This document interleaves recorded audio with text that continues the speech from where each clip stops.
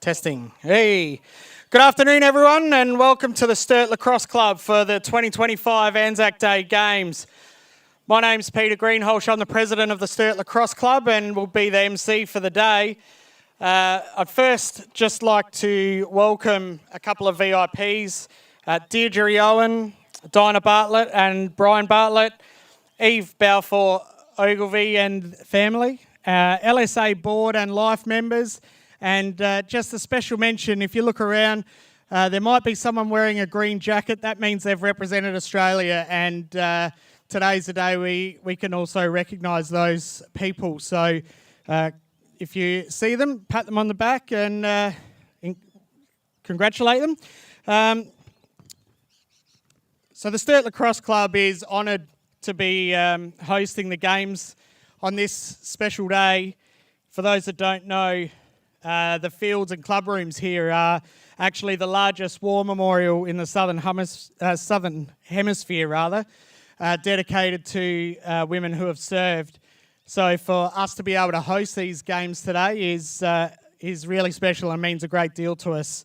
The memorial on our plaza pays respect to the Australian nurses that were massacred on Bangka Island in Indonesia by the Japanese army on the 16th of February 1940. I've not written that down, so that's terrible. Field we're playing on today is named in honour of one of those nurses, Vivian Bullwinkle. This is the Bullwinkle field, and Vivian was the only survivor of that massacre and was instrumental in setting up this trust that looks after the memorial. The MVP medal for the women's game today is named in honour of another of those nurses, Elaine Balfour Ogilvie, whose family is with us today. So a very special day for everyone here at the Sturt Lacrosse Club and the Women's Memorial Playing Fields Trust. If you make your way into the club rooms, we've got a lot of information about that day. And I encourage you all to head up in there and have a look, and we'll be donating a portion of today's takings to the Women's Memorial Playing Fields Trust to support the work that the Trust does in honouring those nurses. So since 2007, the State League Grand Finalists from the prior year have kicked off the season with a Grand Final rematch on ANZAC Day, and we'll hold the national anthem prior to the first game. ANZAC Day formalities will be done in between the games.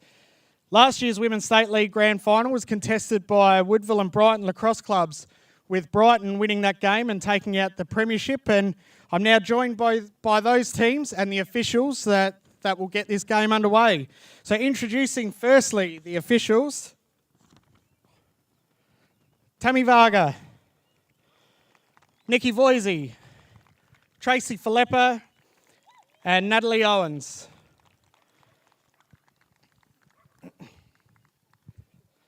For Woodville, number 2, Charlotte Winnan.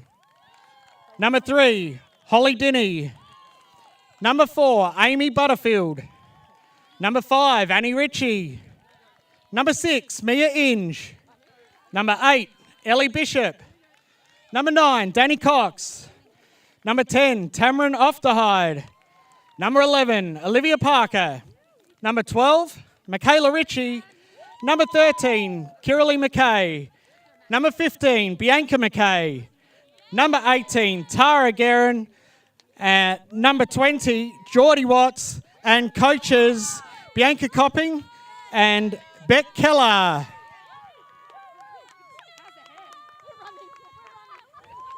And for Brighton, number 2, Addie Cunningham. Number 3, Beth Varga. Number 4, Mel Williams. Number 6, Zephyr Williams. Number 7, Hayley Fuss. Number 8, Indy Williams. Number 10, Michaela Varga. Number 11, Leah Kaisler.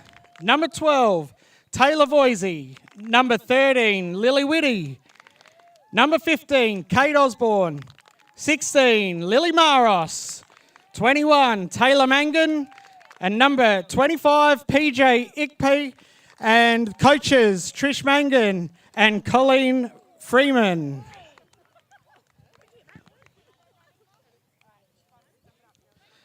If you're able, please standing for the national anthem, which will be followed by the captain's coin toss.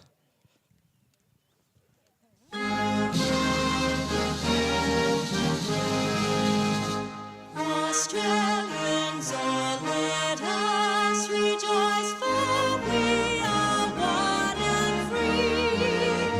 We've golden soil and wealth for toil, our home is girt by sea.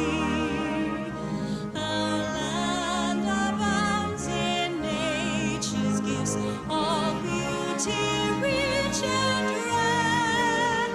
In history's page, let every stage advance us. And there's a lot of not only green and gold, as you say, out in the field for Woodville, but right through both teams. And some really young talent coming through. The women's game is in a really good place, I think, Pete. Absolutely. I couldn't agree more, Tony. And one name we called a lot last week in the SA under-18 team is Lily Maros, and she's stepped up and is playing in this Brighton team today also. She is indeed. And the ball comes to Williams. Williams settles the ball down now. Kaysler has Zeph Williams to her right. Gives it to Zeph. Zeph just looking to overplay this left-hand side. Has Indy Williams, her sister, just running into space for her.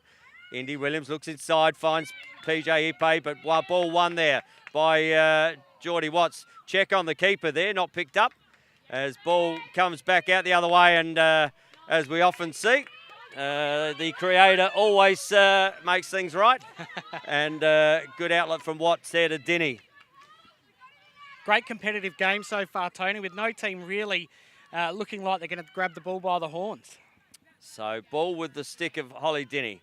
Gives it over there to Mia Inge. Mia Inge, just Sturtgrass monsters out here today too, Pete. Just grabbing the ankles. Yeah, there's a couple floating around. As we saw, as Lily Maros just coming off the under-18 championship. She actually was very good in those under-18 championships, Lily Maros, and really came to her fore as the week went on. Yep, first year under-18 player, also won MVP that tournament too, so great job by Lily Maros. It is. Over to here to PJ Ipe. Ipe picked up there by Ritchie.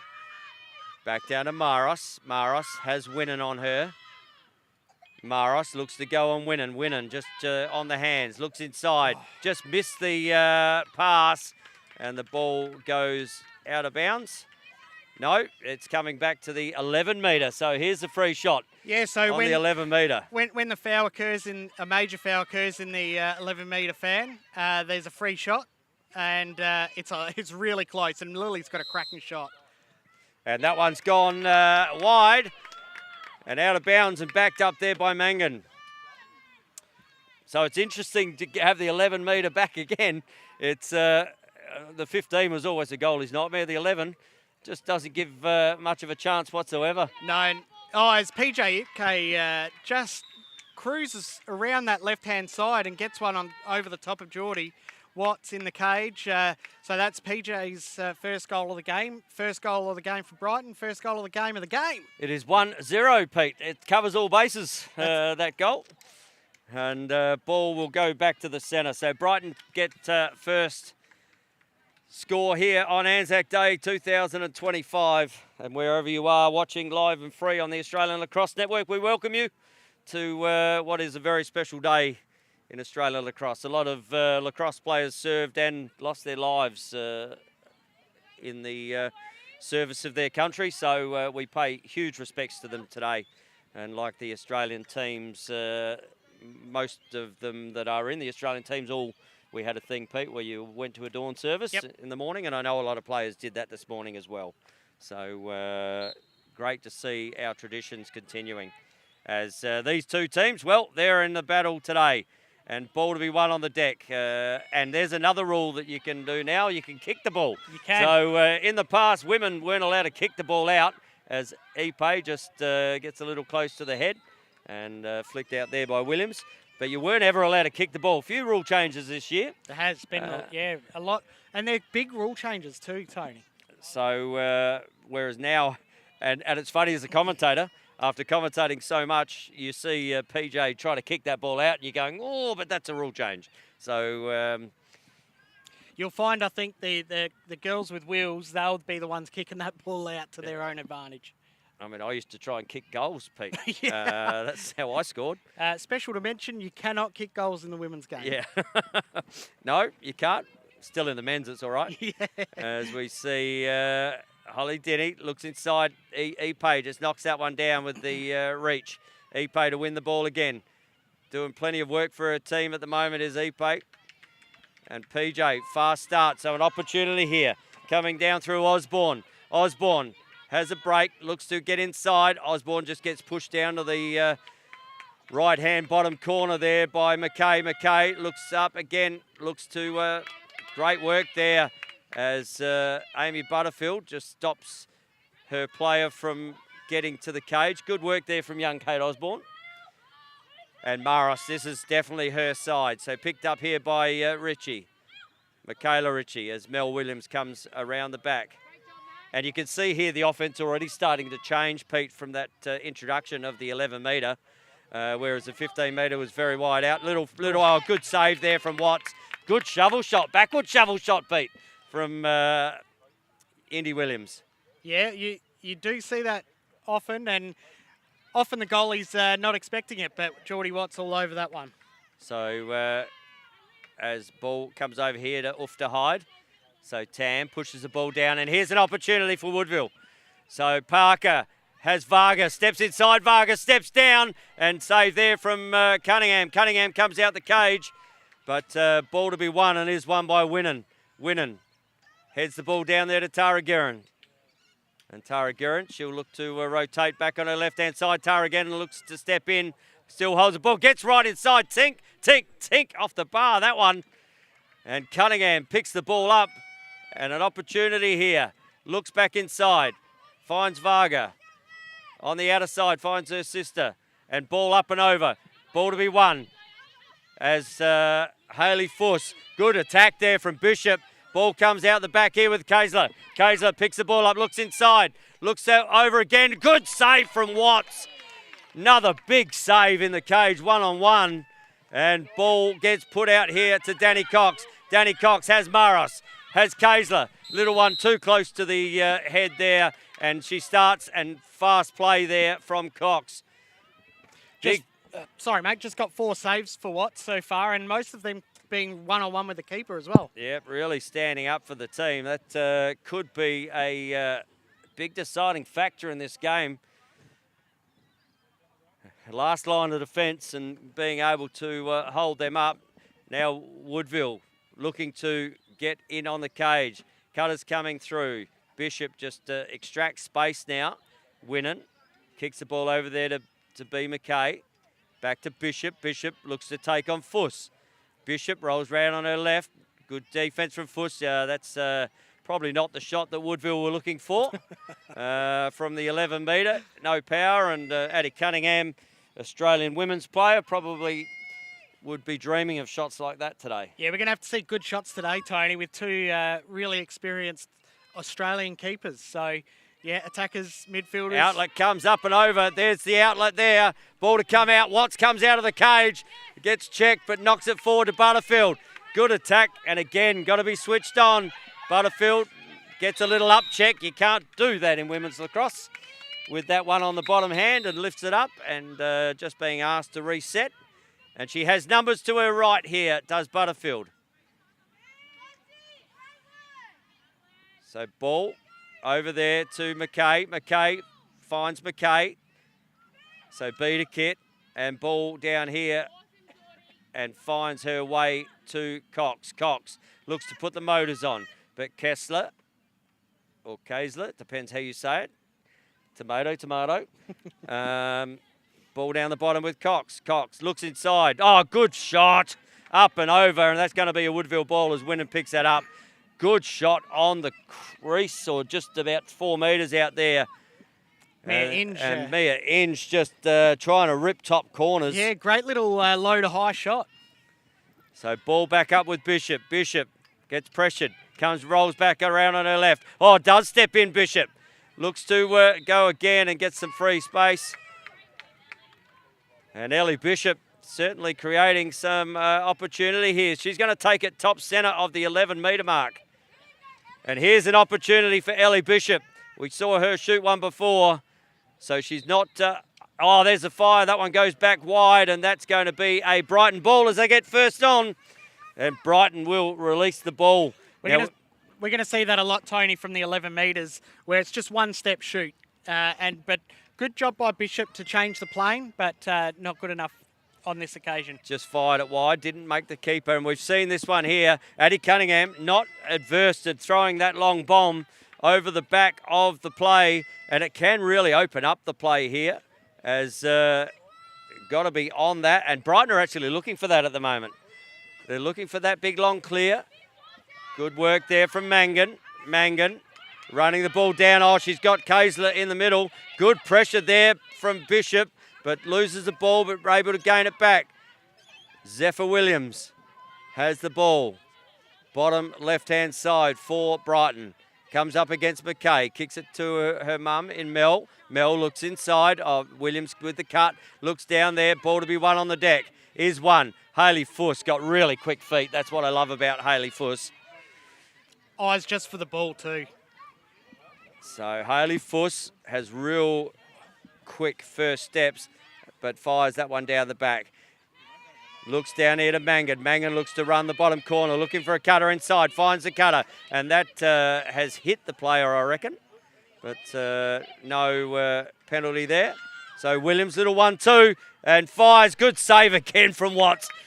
That one got the leg, and you heard the but she'll be proudly showing that bruise off at the end of the day. Yeah, as most goalies do. So clock is on the field here, Pete. Opportunity, and puts it up the top corner there, does Osborne on her left. And one in real late in that second quarter. You could hear the Woodville coaches yelling out, no goal, no goal, no goal. Really asking their defenders to step up so that Brighton didn't get that goal to end the quarter.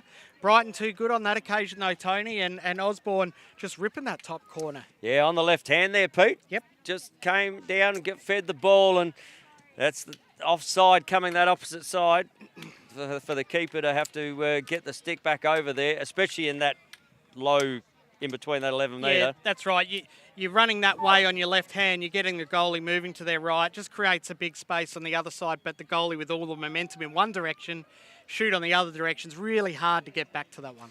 But really interesting game. I know Brighton have put the ball in the back of the net twice, but they've had their opportunities up in the offensive end as well. Were you keeping shots that quarter, Pete? Yep, so shots for Brighton, 1, 2, 3, 4, 5, 6, 7. No one's really taken more than one shot for Brighton. So they've got a lot of attacking threats down there. Woodville, Bishop's had 3 shots, Win and 1, Parker, Guerin, Inge. So they've got 7 shots on that side. Yep. So fairly even on the shots. Woodville just haven't really put Cunningham under any pressure. A lot of their shots are going wide, and Brighton really making Watts having to save. She's got 5 goals. Shots, 5 shots, 5 saves. 5 saves. So the 2 goals on 7, that's 75%. Yeah. At save rate. That's But what Brighton are doing are making Watts have to make that save, Yep. and Woodville aren't doing that down the No, other they're end. not. They're not indeed. And I've been really impressed with PJ Ipe early there too for Yep. Brighton. She was in everything. Tried to turn the ball over a couple of times. Got sticks in lanes and had an opportunity down here. So set up really well for a good second quarter here. And as the slope doesn't exist at Sturt anymore, not like it used to. Not like it used to.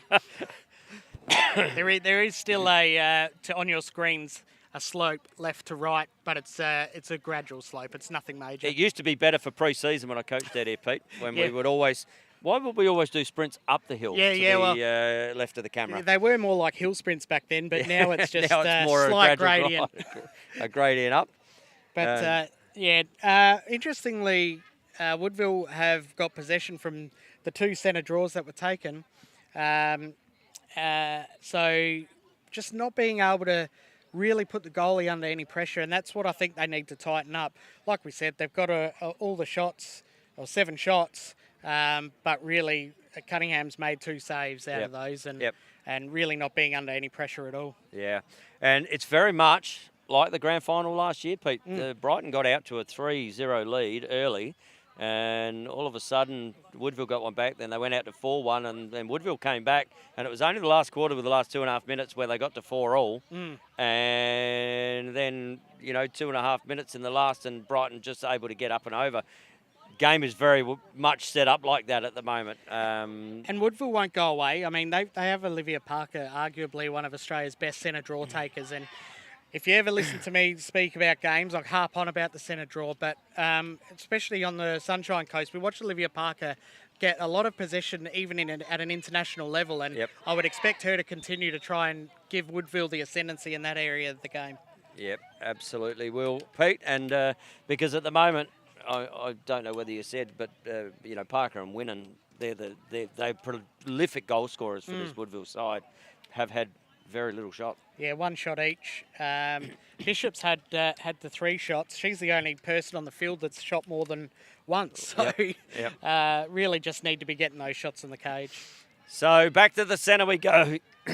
It is second quarter action here at the beautiful Sturt Lacrosse Club. It is the most perfect day for lacrosse. Yeah, it's lovely down here. Not a breath of wind, overcast, quite muggy, a little bit muggy, but yeah, beautiful. As back to the centre we go, we see Indy Williams go into the centre now, up against Parker. Parker to win the ball. Great pick up there from Denny. Denny just loses the ball. Ball to be won outside. Now, this is where they're not used to kicking it, Pete. So as Williams just gets a little close to the head on that check. So looks inside here to Parker. Parker steps through 3. Olivia Parker is met by Leah Kaisler. Looks back here. Finds Bishop, as we said, the only multiple shot taker at the moment. And ball down here to Mia Inge. So Mia Inge is one that you really, she has worked on her shot exceptionally well. Parker looks to drive in, does drive in, and Woodville on the board early in the second. And we just talked about Parker and Winnan shooting, and Parker manages to get right through the centre lane there and gets the first one for Woodville. Yeah, Olivia Parker, really strong player and can take a contact as well. We saw her in the MLS last year, being able to push through that contact. But just finding an alley and putting that ball on the bottom offside of Cunningham. So well-placed shot, and that's what they need to continue doing, Woodville. Well, 2-1 game now, and ball out of the centre. And again, that centre draw. Denny doing a fantastic job on that last one. As we see Williams up against Parker again. We've got Bishop and Ipe in there up against Kaisler and Denny on the outer circle. Ball back up. Parker looks to get her body in the way. Parker to win that ball. And there we go. Indy Williams has read the rule book. He can kick it now and pushes it to her advantage. Looks inside again, rolls around and fires it over. Didn't quite find the attacker there, and Zeph Williams sitting on the crease. And Zeph Williams will bring the ball down through X. They like to do this. Come around and look on those backsiders. We see Indy Williams cutting through. Ipe cuts through. As ball comes round the back again now. Indy Williams looking to good work there from Ufta Hyde. Ufta Hyde steps inside. Good save again from Watts. And going to find her up on the, well, see, and this is that advantage thing, isn't it? Like, she's had the shot, but deemed, so that would have been interesting if it had gone in to see what the decision would have been I'm not made. sure that the shot was taken. I think it came out of her stick, Tony. But yeah, great. And flag on again. Sorry, Pete. This smaller fan has really allowed the girls to play good defence. And without that 3-second, that pesky 3-second rule, that was a horrible thing to watch. So Indy Williams, I'm guaranteeing she's going to take a step and shoot here. She's a really good outside shot, is Indy Williams. So an opportunity here. Williams looks to step in, outside shot, and that's hit the player in front. Because if it didn't, it's hit the goalie. That's a save. Ball to Bishop. So deemed not to have hit the player in front and must have hit the goalie. Ball here to Bishop. Bishop running the ball down. Has Hayley Fuss trailing Ellie Bishop as Mia Inge now picks the ball up. Picked up by Taylor Voisey. That's a good matchup of a couple of good young players. Ball up here to Parker again. Parker picked up by Michaela Varker. Parker steps inside. Tink off the bar. Great pick up there from Denny. Steps back in and ball to be won. Still one down as Cunningham comes out to pick the ball up. And Addie Cunningham looks for an outlet as pressure starts to come. Looked up. Oh! Passes it straight to Parker in the centre. And Addie Cunningham just fired it where that's the one place you don't want to go. Straight back in front of the cage. Parker standing there. And the Woodville will take that every day of the week. Parker gets her second. Cunningham just got pushed there down on this bottom, well, Woodville's bottom left.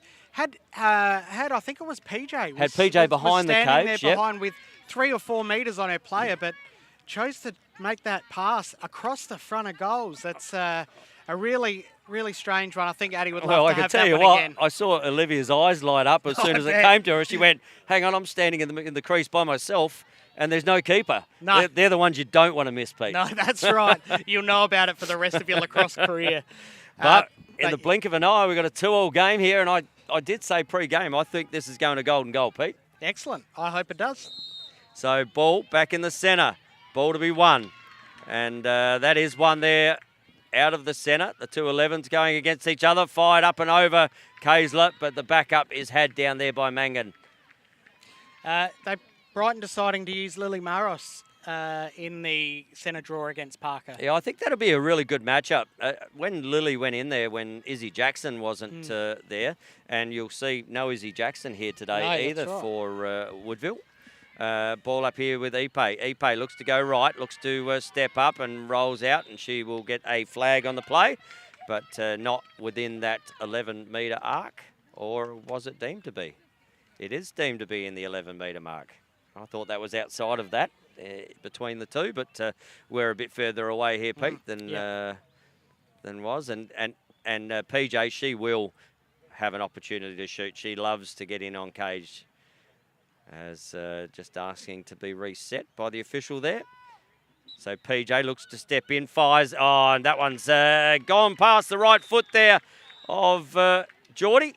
And another one there to Brighton. So PJ gets her second of the day. And that is a 3-2 lead now to Brighton. So they get one of those back, Pete. It's really funny to see the two different styles of the free possession or free shot.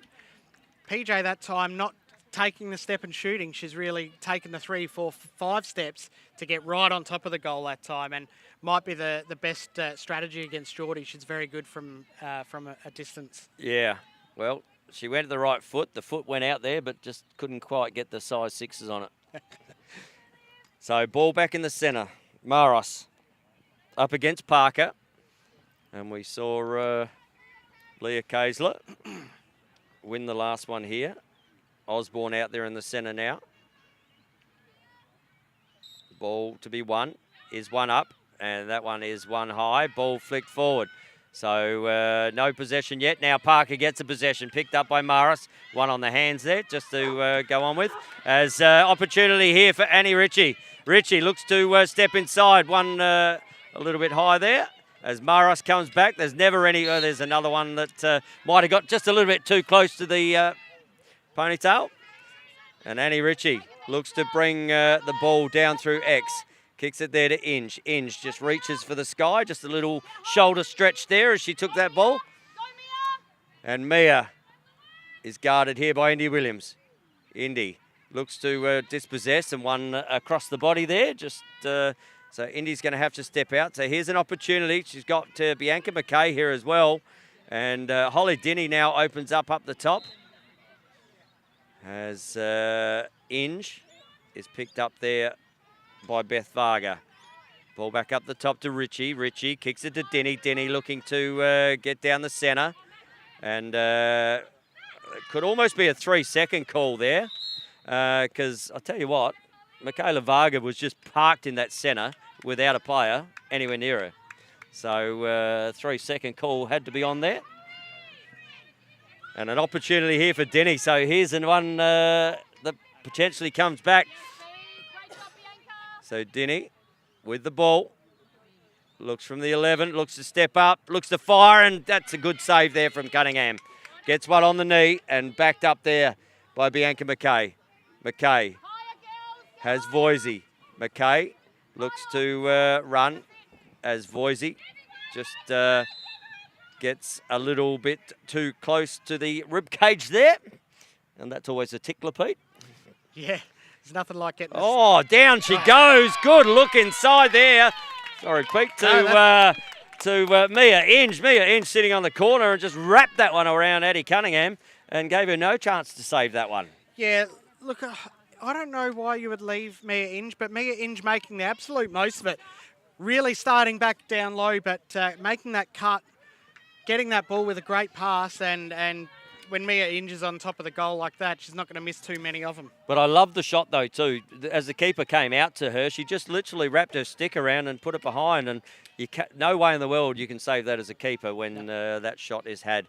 But again, centre draw is starting to really go the Warriors' way at the moment. And the scoreboard is 3-3 now. So really set up here for a very entertaining game as this game draws towards half-time. So ball back in the centre here. Maros up against Parker. So ball comes out.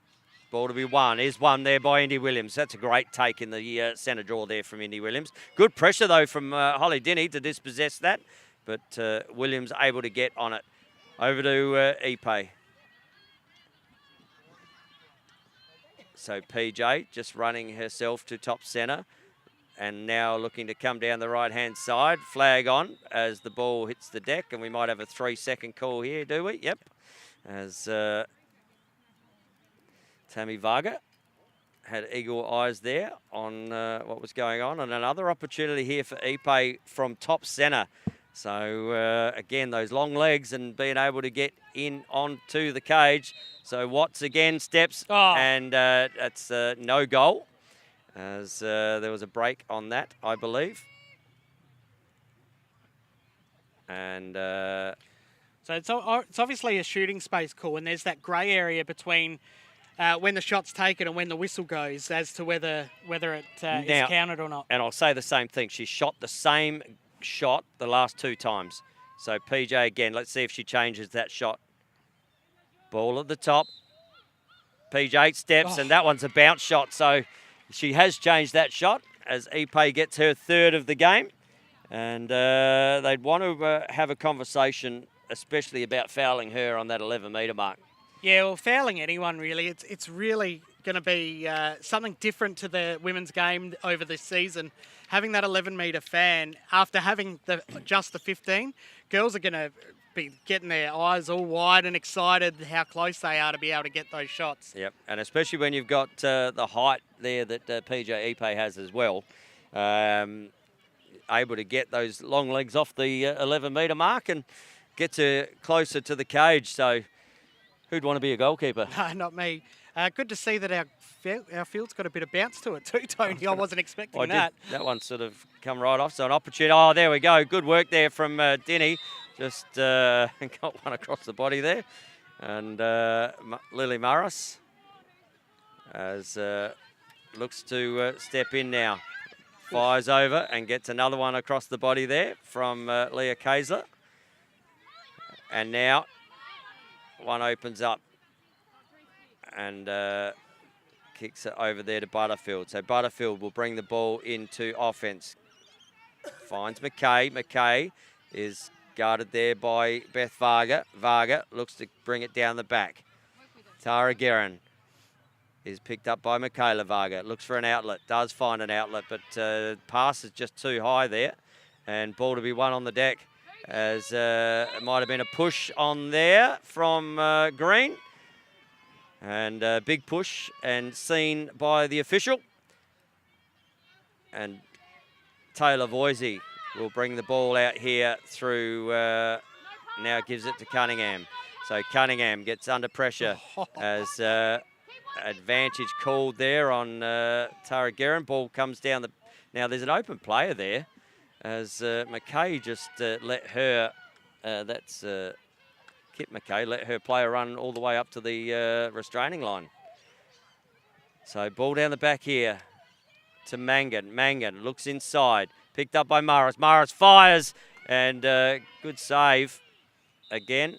And ball is down and can't step back into the player. Deemed to be there by Michaela Ritchie. So she's actually used her body to step back into the player, which is illegal in women's lacrosse. You can't create space by stepping back into a player. Just that those spots behind the goal, Tony, have been moved in 2 metres to prevent that player that's caused the infringement to not be out of bounds. So just a minor change to the rules there. So Ipe already has 3, looking for 4. She gets a push, and she's going to get an opportunity. And she's going to get a card here. Is she? And she is going to get a card.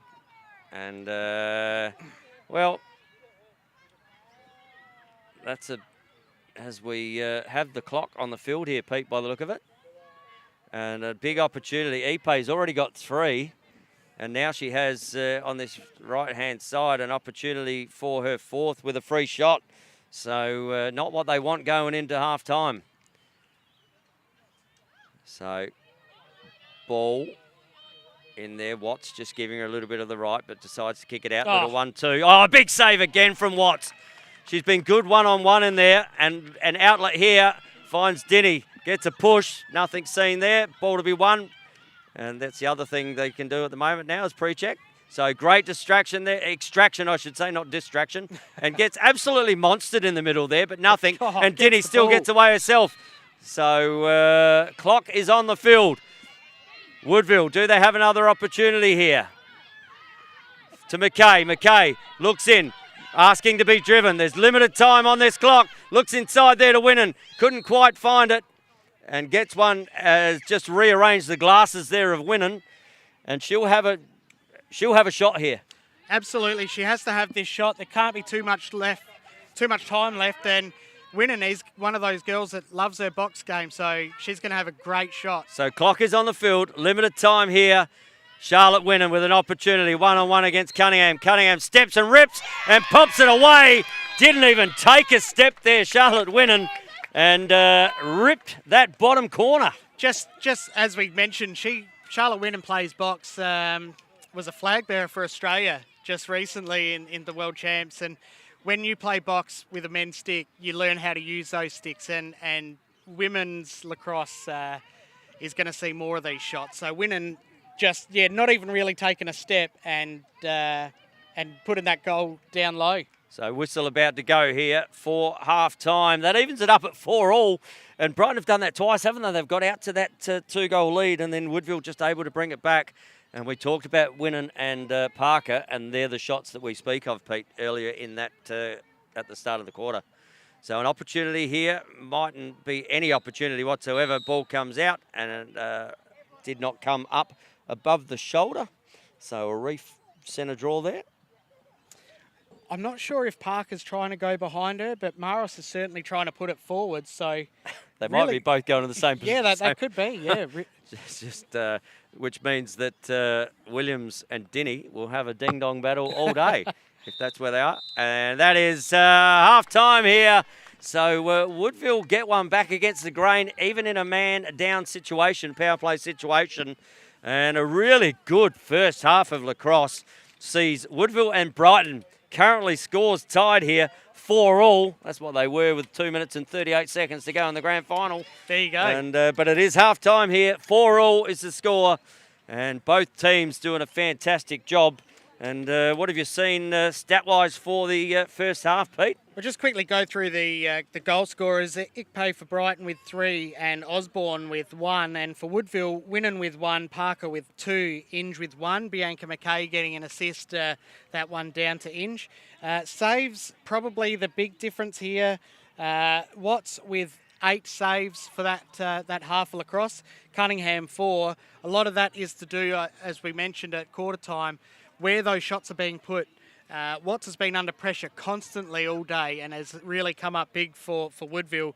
Cunningham not really getting put under too much pressure with the shot selection, but certainly playing her part too.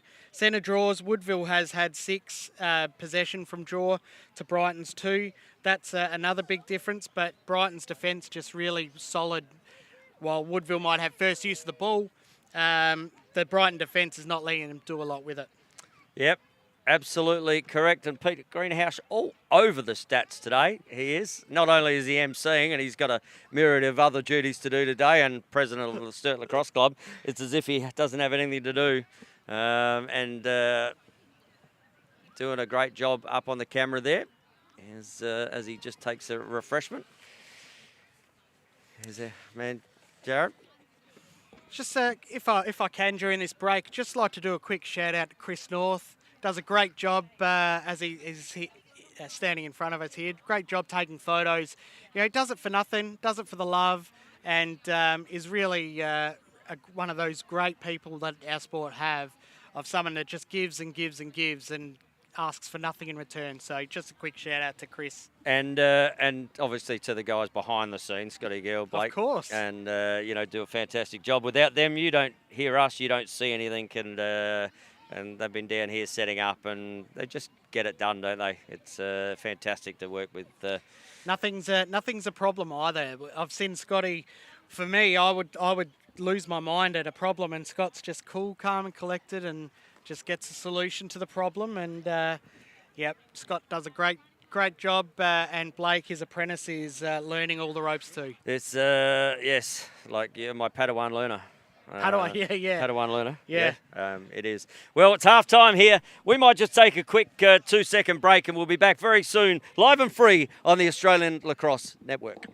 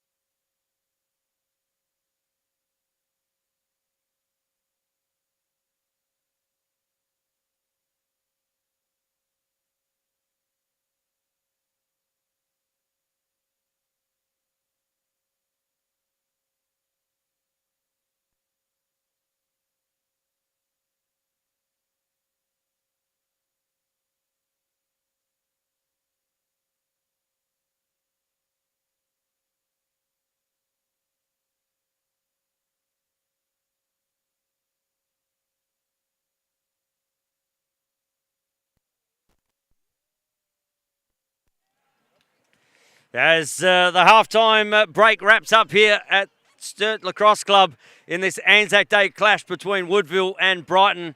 And it's just as you thought this contest might be today. 4-4 at halftime. And ball back into the centre. We see PJ Ipe back in there, Pete, up against Olivia Parker. Yeah, Brighton really need to stem the flow that Woodville are getting out the centre draw, so putting PJ in is probably a great option. As the centre draw gets set there by Tammy Varga. And ball is up, flicked out there to Parker. Parker wins the ball. That's a little close to the head and picked up by Nikki Voisey. So opportunity here for Parker. Parker looking for an outlet and finds that outlet there in Mia Inge. Mia Inge up against a 4-time Benithan medalist down there. Just a Beth quick one, Varga. Tony, as they bring the ball across the top. I'm not sure they're allowed to swap sticks on the field. No, you've got to come off Yep, the so field to swap I've sticks. just seen Olivia Parker do that with one of her defenders, swapping her sticks. So Oh, there you go. we'll keep an eye on that one. So ball coming down the outer side here to Voisey. Voisey gets a check and ball comes inside. Leah Kaisler, she doesn't mind getting towards the cage as Williams picks the ball up, looks to fire in there, and that one's gone wide. And the ball is backed up there from Mangan as she goes to retrieve the ball out of the basically where my golf game ends up most times, Pete, in the thick rough of grass down there. Yeah, it's a long story as to why the grass is that way, Tony, but that'll be a story for another day. It's good though. It's good though because all the kids later get to go and find lacrosse balls, Pete. And Sturt must have a big budget of lacrosse balls. Yeah, well, not really, because we just steal the ones that everyone else lose. So opportunity up the top, looks to step in. Fuss just decides not to. Ipe back up the top, finds Zeph Williams. Zeph Williams to Indy Williams, looks to go across the crease, up to Ipe, who runs into the defender there in Holly Dinny. And that is a 3-second call, though, before that happened. So PJ Ipe, again, already has 3, and all 3 are from this spot, Pete. Yeah, that's right. She'll run in or she'll shoot. She's And she's shot done it another again. one. So Ipe just drops it down to that right foot. That's the 4th shot in exactly the same place that Ipe has. If I was Watts, I'd almost be just baiting that spot. Make her shoot to a different position. Yeah, well, I think the last one she did bounce it, and it bounced extraordinarily high for a Sturt lacrosse field. But yeah, just what PJ Ipe is doing is she is changing, maybe not where she's placing the shot, but how she's getting to that end point. That time she just stepped in and shot. Some of the other times she's ran in. So, but again, all of them have been on that right-hand foot. So, albeit for us to say 11 metres and they're coming that quickly. Ball back into the centre. So Brighton again do what they've done the last couple of quarters. They get out to a 2-goal. That is going to be a re-centre draw there. Did not get up high enough as the ball is given up. And we've got an illegal procedure here on the... Okay, so there's what off the ball, deemed to be Holly Dinny, has used her elbow to try and get in front of the player. So Brighton have another opportunity here. Ipe with 4 on the day already. Has the ball in her stick. Ball down here to Mangan. Mangan looks to create some space up the top. Mangan looks to come around. Looking inside, finds Zeph Williams. Ipe just backs off on that back corner. Ball up the top to Indy Williams. Guarded there by Bishop. Bishop, as Williams gets inside, loses the ball, but good enough to pick it back up. Puts it back up the top to Zeph Williams, up and over. Back up had there by PJ Ipe. So another opportunity here for Brighton. PJ. Great job, kid. Coming from the back. Runs the ball back through. Not to talk here, Kicks it Hall. over now to Zeph Williams. Zeph Williams on her left. Looks to get top side. Looks back inside. Not there. Ball comes up. Leah Kaisler just gets in front of Fuss. And back to Ipe. Ipe looking to drive at every occasion. Looking for that contact. Does get the contact. Played on. Looks up. And that one's gone wide. So the penalty has been waved off because shot had been had. Kaisler looks up as defender goes down in the middle there. has just hit the player. That's going to be a card. So Zeph Williams is going to have a card here for a dangerous shot. As they're just confirming that, but it was a definite shot which has hit the player and Butterfield. So card will be shown here.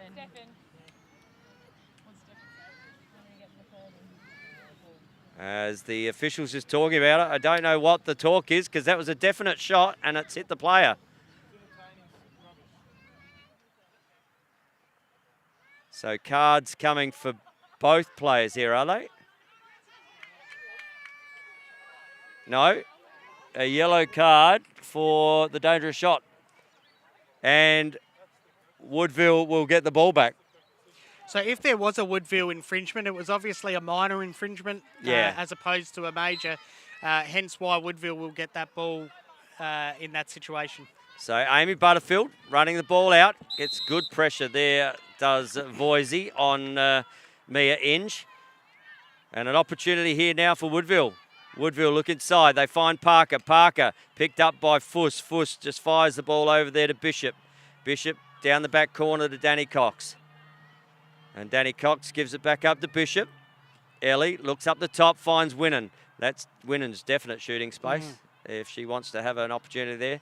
Looking up to the defence, back to Winnan. Winnan, but she doesn't want to wear the dangerous shot either. Oh, great pass over there to Inge. Inge fires the ball, but Cunningham gets pressure again now down the line. Ball, good outlet, but this could work here for Woodville. No, great work there from Williams. Williams picks up the ball, gives it to Ipe. Ipe looks inside, finds one-on-one with Mangan, and Mangan tiptoes the circle. Good transition ball there from Brighton, and they get another one, and again, it's that 2-goal lead, Pete. Yeah, what PJ Ipe did then, as a timeout's just called on Woodville, what PJ did is she really backed her player in to get that ground ball. She kept running. She didn't try and go back for the contest. She knew her player would get that ball, which freed her up, forcing the defenders to all have to slide, and eventually Mangan being found on the crease with no one on her for that easy shot. So great, beautiful goal from Brighton. Well, what a difference a ground ball makes too. Like you had Winnan and Williams there. Winnan looked like she had the key to it. You can pre-check now in that situation. Williams just was able to dispossess the ground ball of Winnan and picked it up herself, looks up, and as you say, they trust their players, don't they, to win those balls, Brighton, at the moment. Yep. And great up look, and not much you can do with the transition ball like that. That was textbook. And found right on the crease was Mangan, and just had to put it past the keeper.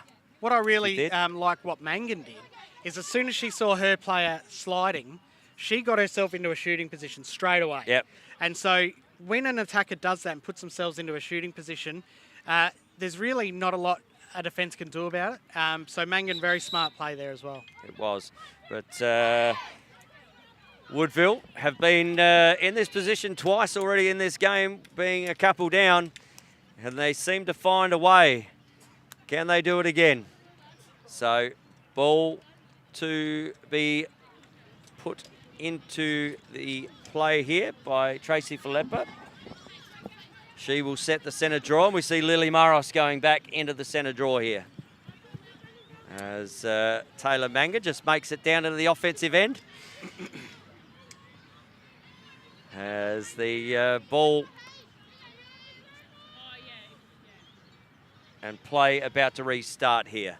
6-4 is the scoreline. If you are just joining us here on the Australian Lacrosse Network, welcome to ANZAC Day, South Australian style. As ball comes out, and ball to be won is won now by Parker. Parker looks down, finds Winnan. That's a couple of balls that Winnan hasn't found in her stick, and it's turned over again. And that lady, Ipe, seems to be everywhere at the moment. Yeah, if there's a lady out there putting her hand up for the ANZAC medal, that would be Ipe right now. As just turning inside out, so doubling the ball because they are a player down here for that dangerous shot. So pressure on the ball carrier as just deemed to be too much pressure. And we'll have to give it up because she'd want that one back anyway, given the fact that she fired it over her attacker's head. So we see that Ipe wants to get rid of the ball. So you'd be locking off your players here if you were Woodville. As they set up again, looks to release and does release up here to Varga. Varga getting good pressure, drops the ball. Here's an opportunity, but ball comes off a yellow stick, and that is going to Woodville. So an opportunity now for a power play situation. No, that penalty's been released. So even numbers here, and we see Holly Dinny look to run up, and she goes through 1, through 2, and fires the ball down here to Bishop. Bishop gets put under pressure by Voisey. Back up to Dinny. Dinny, and you'd just like to see a little bit more movement here in Woodville's offense. They're sort of standing, looking as if they're waiting for someone to do something, but just that little bit more movement down in this offensive end. As we see Cox have the ball down the bottom, loses the ball now. Ball comes out here to Cunningham. Cunningham out the cage. Ball picked up though, and it's goes to a Brighton stick. So Varga pops that ball over, and this is where they do really well in that transition ball. And we've got a card coming here, as I think we saw Parker there, as Michaela Varga just rearranges her glasses. And she'll sit for 2 minutes. So 2 goals up at the moment are Brighton, and they're going to be in a power play situation, Pete. Tony, the yellow cards are really important throughout the season now. I don't know if you've heard, but there is a demerit point system being brought in this year. So every card is worth points. I think it's 2 points, and you're allowed a maximum of, again, I think 12. So every card that they get is going towards demerit points that could see them see a suspension. So, and to miss a game the following week for cards. We see it in the competition as Mara steps up, looks inside, has Mel Williams ducking for cover. She's obviously seen Lily at training, and when she comes through like that, maybe she does shoot. So Ipe with the ball. Good job by the defence at the moment here as Cutter comes up the top. Maros there, pops it top shelf. Good shot from Maros in a power play situation, and Brighton go out by 3. Really great to see the Brighton attackers backing their young players. As we mentioned, Lily Maros playing in the under-18 team and just making that cut, getting that ball from Ikpe. Again, she's now got 2 assists, but Maros making no mistake of that shot and putting it right past Geordie Watts. And again, these opportunities come, and this is the quarter that normally gets it done. At the moment, it is all Brighton. They are 3-0 in this quarter. We saw it in the under-18 championships, both in the men's and the women's for South Australia. 5-goal unanswered and a 5-goal one unanswered, or 5-goal one quarter saw the SA under-18s get up, men's and women's. Yep. And it's a really important quarter. So what do Woodville have here? They're still... No, have we released the player? Nope, still 1 down. So ball back in the centre as Denny wins another one out of the centre. As just gets a little close to the head there, does Williams. And you know that when you've got the ball and Williams is trailing you, Indy Williams, you know that she's going to be on you pretty quickly. So what have Woodville got here? They are a player down. They're going to try and double the ball here. Dinny, good player to have as she just loses the ball. Pre-check there, opportunity, but deemed to be, a clamp called on the bottom corner. Well, I didn't see that, but ball comes back into the centre. So Brighton with the ball. Mel Williams now has it on the bottom corner there, and good save from Watts again, and tries to get out as we saw Osborne again, another shot there. They are still in a penalty situation, are they? No, they're even. 2, 3, 4, 5, even now. So penalty's been released. So Cutters comes in and again looks over. Just enough pressure, and that's going to be a Parker ball. That's going all the way to Woodville. So here's an opportunity for them to bring the ball out of defence as we see Parker pass the ball down to McKay. McKay just couldn't quite handle that pass. Ball flicked up. Ball to be won. That's going fortuitously down there as that's got to be a no. And ball coming back the other way as the push comes there. And we're going to have a card here, are we? For a push. Okay, so another card here for Brighton. For Brighton to Woodville. Yep, Holly Dinny getting that one. And deemed to be too aggressive. So Brighton again with another power play opportunity. As we see Williams just trying to sneak through. Fuss gets the ball, now kicks it down to Osborne. Osborne looking up, looking for these 2-on-1 situations as Mel Williams covers the crease. Ball here with Kaysler. Kaysler down to Osborne. Looking for the backside here. Looks inside, steps inside. Oh, and that's popped away there by Indy Williams. Just gets past Parker. And these penalties are just starting to add up on the scoreboard. Yeah, another man-up goal for Brighton. Just Williams finding herself with some space, which just from the ball movement of Brighton forced the defence to move and Indy Williams finding herself with a lane to run into and getting that shot away. Out to an 8-4 lead now. 4 unanswered goals in this third term. And 3 of them coming in power play situation, Pete. So says a lot about staying out of the penalty box. So ball back into the centre. PJ Ipe up against Olivia Parker. And it's been a good contest in this centre draw. Didn't seem to go high enough, but has deemed to be okay. Ball comes out, just needs to pick the ball up as that's looking Ipe, just following her around. Looks inside, finds Mia Inge. Mia Inge runs the ball down through X, passing the ball off here to Winnan as the penalty is about to be released here on Woodville. And even numbers are Woodville, so we see Holly Dinny come onto the field, picks the ball up, and she's running at pace, looks to run straight inside, gets a big one across the stomach, no call, and ball coming the other way, gets one across the stomach. So it's going to be down there with Taylor Voisey. Great defence from Brighton. Woodville getting that possession from centre draw, but Brighton just not letting them do anything with the ball anymore. Great defence. So Osborne has the ball, looks inside here to Mangan. Mangan fires the ball down the back here to Zeph Williams.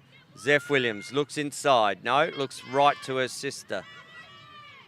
As Indy steps in, and that one's up and over. And that good foot race there from Amy Butterfield and Zeph Williams. Zeph Williams just deemed to have a toe in front. As Zeph Williams will bring the ball back in now for Brighton.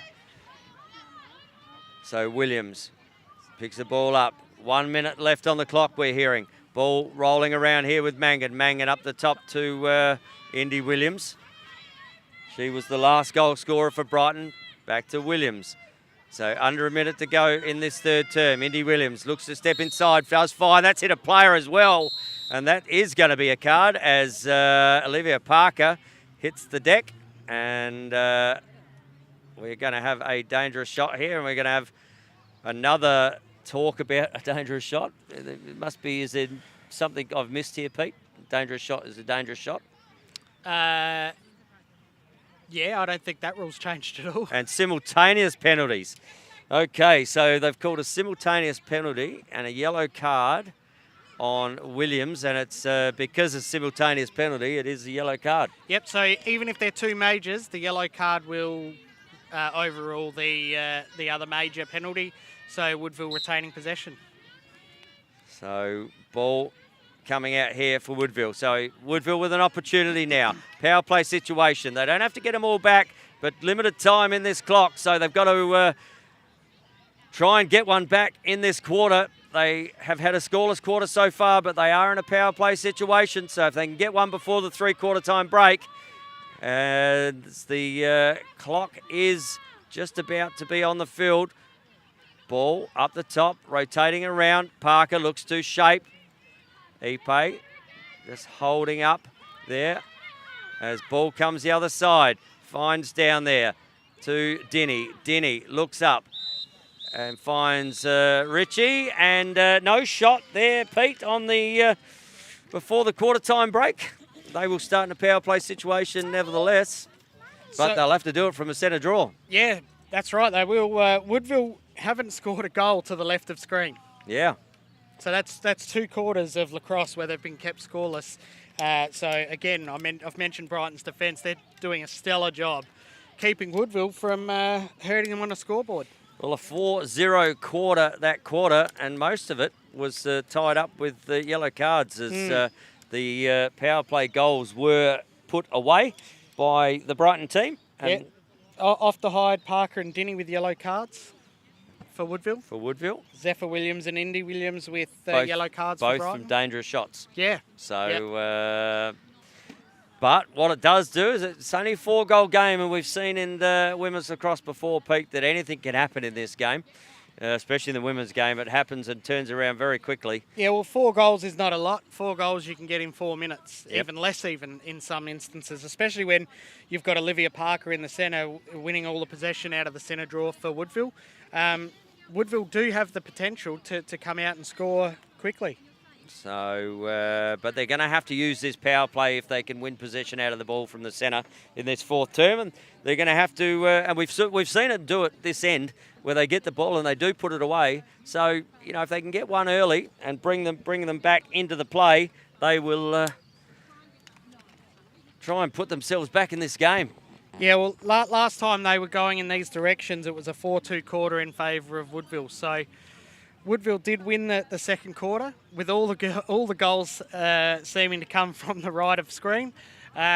So, yeah, I mean, Woodville beat them last quarter. In the second quarter. There's no reason why they can't come out and do that in the 4th.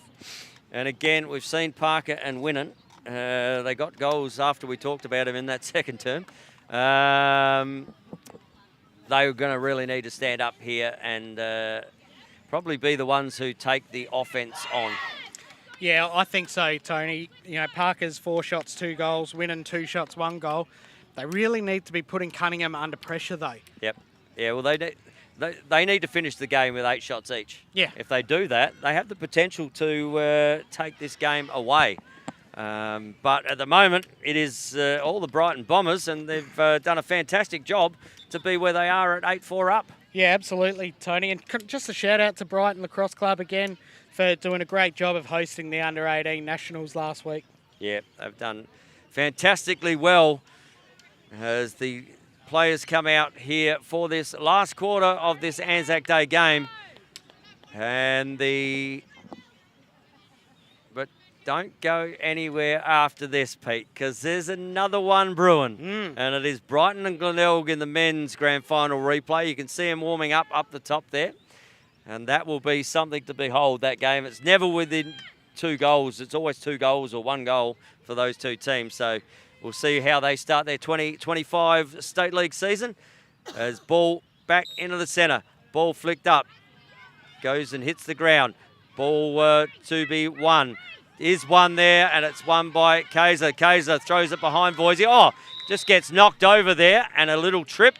And that will go the way of Ellie Bishop as just a tangle of feet there, which was an interference call. And we've got another conversation here. So there was a definite trip in there between the 2 players, and the officials are now talking about it, and they've wiped off the penalty, or wiped off the... And they've said that there's... And Tammy Varga just saying she's overruling that, and it's going to go to Brighton. Yeah, interesting one, that one, Tony. Ellie Bishop falling on the ground just in front of us here. You did say those grass monsters are big out here, Pete, but they're not that big. No. So, decision reversed, and Brighton will have the ball, and they are still in a man-down situation here. So, PJ having to do a lot of work today and still doing it well. as she fires the ball up and over there to Varga. Varga gives the ball here to Maris. Maris loses the ball. Ball to be won. Parker. No, sorry, Dinny with the ball on the deck. As Maris, great pick up there. Comes the other side here to Zeph Williams. Penalty about to be released here, Pete, for Brighton. So they'll go to even numbers. Just quickly on that Maros ground ball, the Woodville players seem to want to flick that ball out, flick it. Maros had eyes for the ball, picked it up. There's a big difference between the two strategies of ground ball there. And they very much they haven't really worked out this kick the ball to possession yet, have they, Pete? I think that's something I'd be talking to my players about. Yeah, absolutely. I know our girls at training have been practicing that. Well, when it's something that's never happened in the game, and all of a sudden you're being asked that you can do it, as the ball is dispossessed there. We're going to have a card here, Ari, from Winnan. So, is that Winnan's first? Yeah. Yep, okay. So, Charlotte wearing a card as well here for Woodville. And she'll sit in the box for 2 minutes. 6 yellow cards today so far across the two teams. And Brighton, they'll just take some time off the clock here while this penalty's on. They have no need to go to the cage. 4 goals up. They could literally just, if they were in Supercoach, they'd be racking stats up here, Fuss and Indy Williams. They got 77 touches each as they're just trying to wind that clock down. Ends up with 260 in Supercoach from touches. Hopefully you had Fuss as captain. Yeah. Yes, double the points. So, ball here with Williams, and they are in no hurry whatsoever. And this is where that shot clock next year, Pete, will really come into the fore, even if you're in this situation where you've got that 80 seconds from the time you receive the ball on the defensive end and 60 up forward, where you just cannot, you won't be able to do this. You will for a minute, but then you'll need to put a shot on the cage. That is what the rules will be. I think that's got to be in by 2027.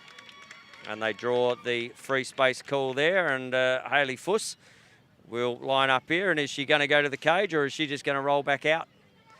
And I'm suggesting she's quick off her mark here is Fuss, but she might just roll back out here. As we see Kaysler down the bottom, and she does exactly that, just taking time off the clock. So, penalty isn't that far from being released, I don't think, as the bench official just comes to Charlotte Winnan. I know some people say that it's a boring part of the game, Tony, but I like the strategy of it. Using the clock. Ipe puts another one. Sorry, Peter. She goes on her left there. Looked inside. They literally just waited for her, and that's PJ Ipe's 5th goal in this Anzac Day clash. And on the Brighton side, well, she certainly is putting herself up for that Anzac Day medal. And with 2 assists on my sheet, so 7 points in an Anzac Day match is nothing to be sneezed at all.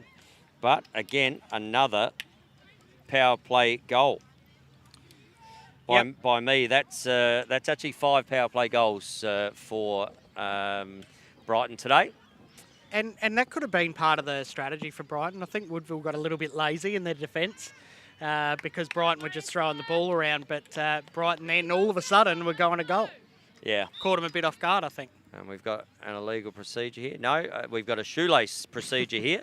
Duty of care to our players. Tracy Filippa all over that, and good to see. Don't want to trip over a shoelace as there's grass monsters out here, Pete, but shoelaces are not one we want to trip over. So Parker wins the ball. Brighton out to a 9-4 lead. So they're going to have to go to the cage here, Woodville. And you never know, if you never throw a ball in the air, Pete, you can't catch it, so may as well throw them up.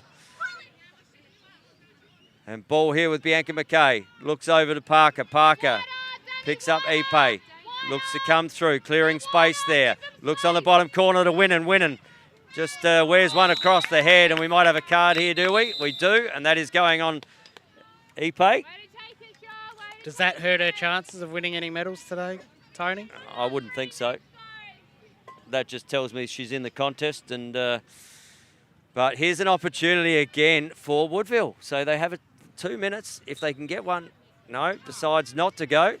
Interesting. I thought Winnan would go that for sure. Given her last shot on that 11-metre mark, you would expect her to have a ping because she beat Addie quite comfortably last time. Yep. And her brother would have. Yeah, her brother definitely would have. Now up the top, looks for shooting space and gets it.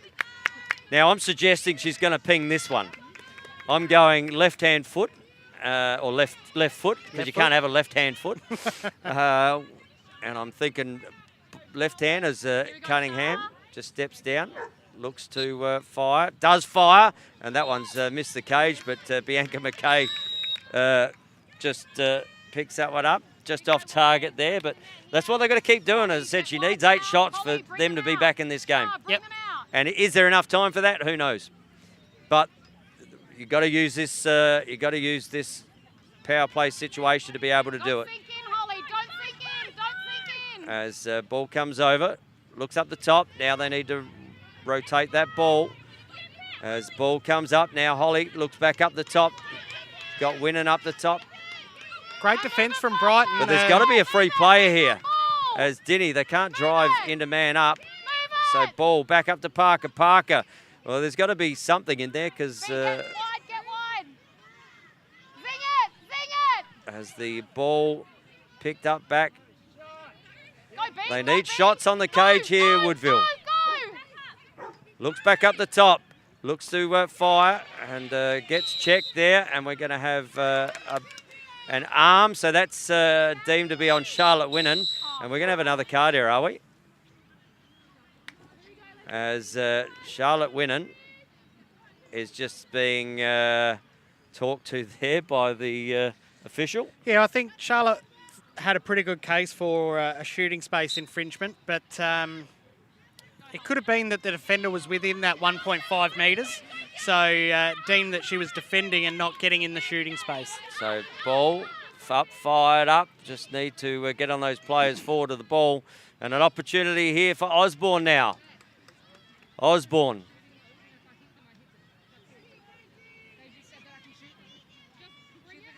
As the ball could be turned over here from Woodville. Ball, though, picked back up there by Osborne. As the ball comes back to Ipe. Ipe. Just need to put some pressure on here, Woodville, if they want to make an attempt to get back in this game. Good check there from Parker. Got to be careful. She's already got a yellow card today. Ball back inside. Ball lost. Ball deemed to be pushed to lose that ball. And coming up with that is Taylor Mangan. So Mangan looks from the 11-metre mark, fires and pops that one stick side on Watts, and Mangan gets her second of the day. And we've got a whistle here for a timeout called to Woodville. And just to have a conversation about all of this, Pete, what do you, if you're Beck Keller, what are you saying to your troops at the moment? Well, they were a man up and had the ball in their offence for quite a time. They didn't get a shot off. They really need to be attacking the goal now. You just cannot sit back and pass the ball around expecting someone else to do all the work. Someone has to take control down there and someone has to score, and they have to do it quickly. Yeah, we saw there with Winnan just getting an explanation. We were sort of listening as we were sitting here and sort of gave that free space, and the officials, from what we heard from Charlotte, said, take the shot. But then if you take the shot and hit someone, there's a dangerous shot. So the shooting space rule is supposed to be a safety rule that protects the defender, right? It's supposed to be an instant whistle. There's no advantage. There's no nothing. So for an umpire to say take the shot, if there's someone in front of you, it really. I really, the duty of care I goes really away. have a problem with the whole wording of the shooting space rule and the way it's officiated. And I'm not saying anyone's doing anything wrong. No, absolutely it's not. just It's having against everything that the player does because they know that if they do shoot the ball and hit someone, exactly they wear a card. Yeah, so yeah. So it's a really difficult one for everyone because you don't want anyone getting hurt, but you also want to see a lot of attacking lacrosse. yeah, as well. of course you do. And we want to see that from Woodville now. The timeout has been had. It's 10-4. The game, it's 6 goals and probably a bridge too far right now into this fourth quarter. But, just to come home with a bit of momentum, just to finish off this, get a little bit of the old ANZAC spirit in the game. And that never give up spirit that we did see from our servicemen and women. And we'll see that from Woodville. There'll be a lot of grit, a lot of determination to edge back on that goal difference. So ball back into the centre, and that one hasn't gone much higher, but Parker wins the ball. Parker steps down, looks to get inside, gets shut down. Oh, great look inside there to Michaela Ritchie, and just gets monstered in there and gets one high. And Michaela Ritchie will look to have a shot here, potentially from the 11-metre mark. They need to put shots on cage. They need to test. So opportunity here for Ritchie. Ritchie fires and a bounce, a little trail check there as Bianca McKay picks that one up. Go hard. Again, Dave, great go defence hard. from Brighton on that free position. Go, Really to make go. that space up and get stick on that player was really good. As Denny picks the ball up at 15 metres, looks to go past Williams. Does get past Williams, fires, and that's the attacking game that you want to see from Woodville. They have it in their arsenal to be able to do that. They got a lot of good players. Dinny just there, but Inge, Winnan, Parker, they've got the personnel that can do it. We just need to see them attack the goal more often. And we'll see more goals like that if they do that.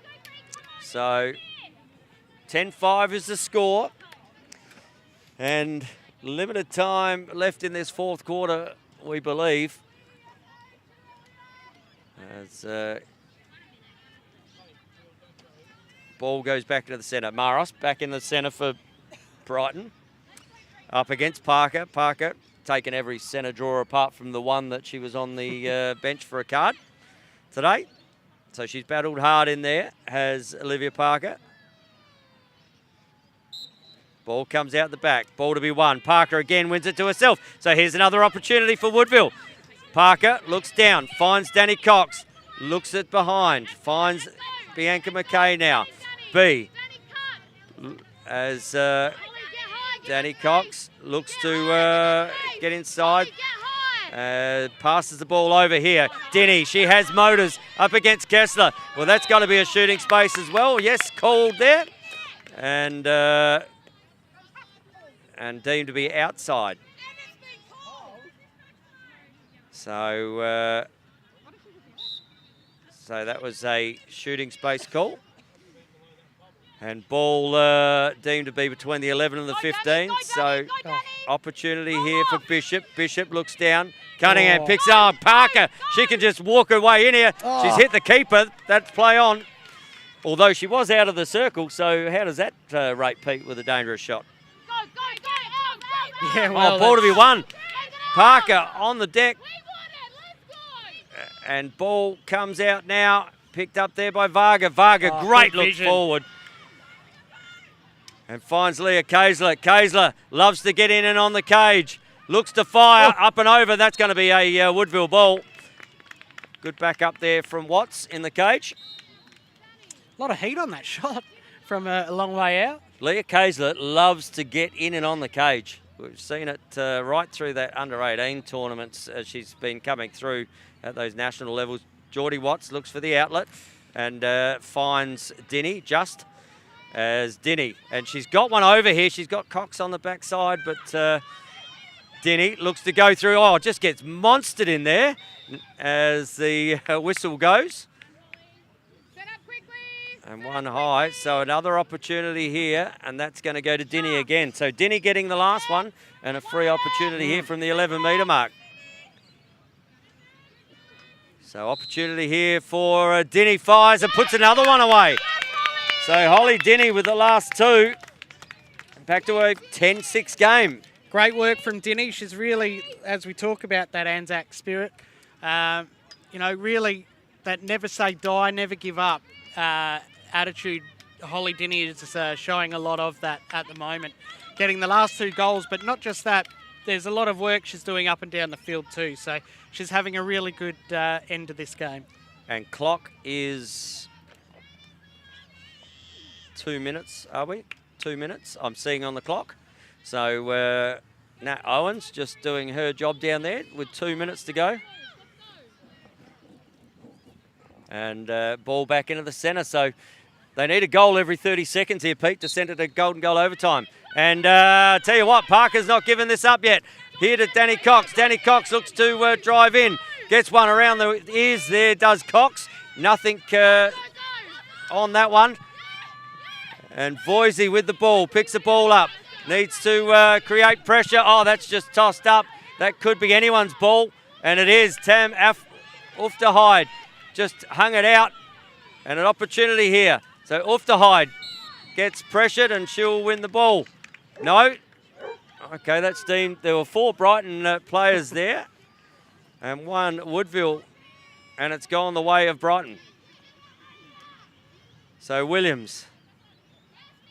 Ball up here to Varga. Varga back to Voisey. Voisey gets pressured there. And when the coaching staff is saying, let's push the players. And Hayley Fuss, well, she's one you want to push, but then you want to have good motors as well. Ball goes up. Finds Maros. They just need to lock off here too. As ball looks to come in through Williams. Williams steps inside. Just allowed to play on. Williams still getting pressure. Oh. Williams keeps turning around. Zeph Williams, good check there from Parker. Good save again from Watts. So an opportunity here. Watts looks up. There's one right up the middle if she wants it. Kicks it to Dinny. Dinny rolls around. So less than a minute, we reckon, in this contest. Looks up and over. Ball to be won. Cunningham will come out and pick that one up. And Addie Cunningham looks to throw that one up and over, finds Varga. Back up the field, ball to be won. This could come back the other way.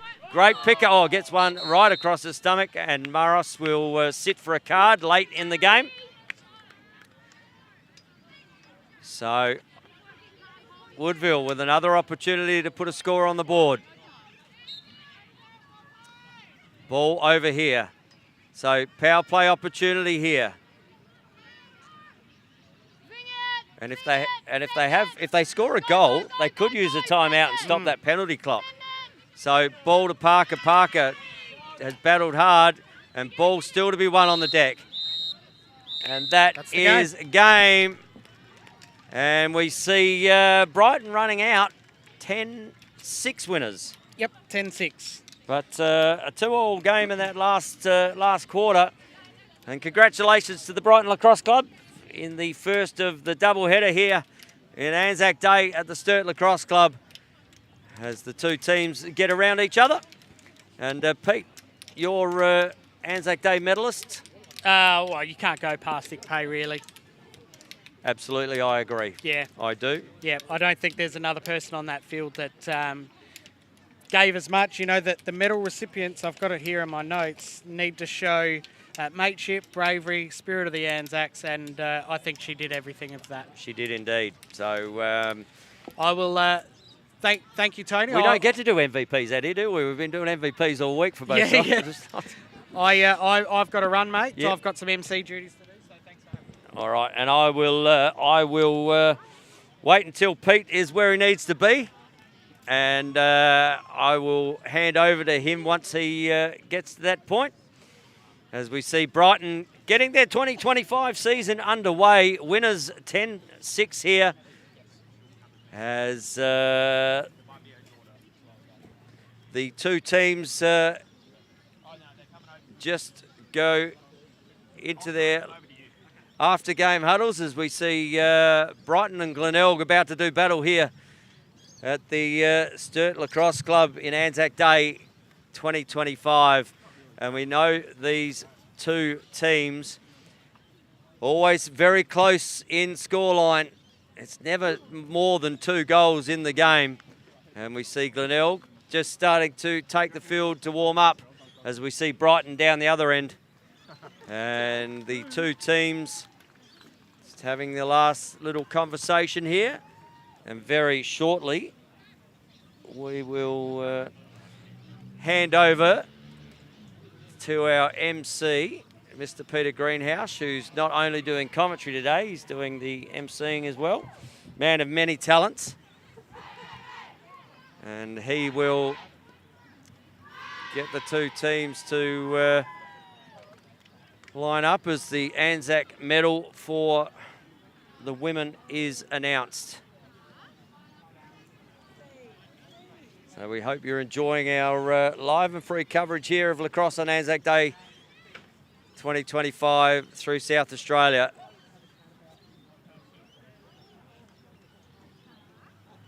And Woodville still haven't quite come out of their huddle yet, so we have to wait for them to just do their cheers as the Brighton women are just milling around as we see keepers starting to warm up in the cage here, and as we see Cody Watts just warming up, Nige Morton just freeing the arms on him at the moment as Woodville have their cheers. And we will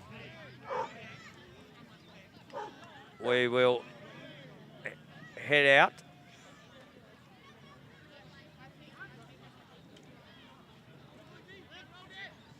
As the two coaches come together, I think they're just talking in regards to their ANZAC Day medalist. And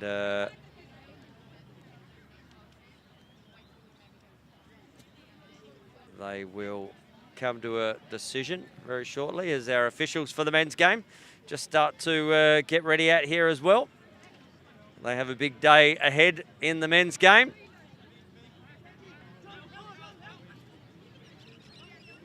And as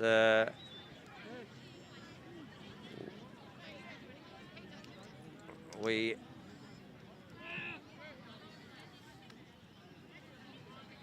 are about to get proceedings underway here.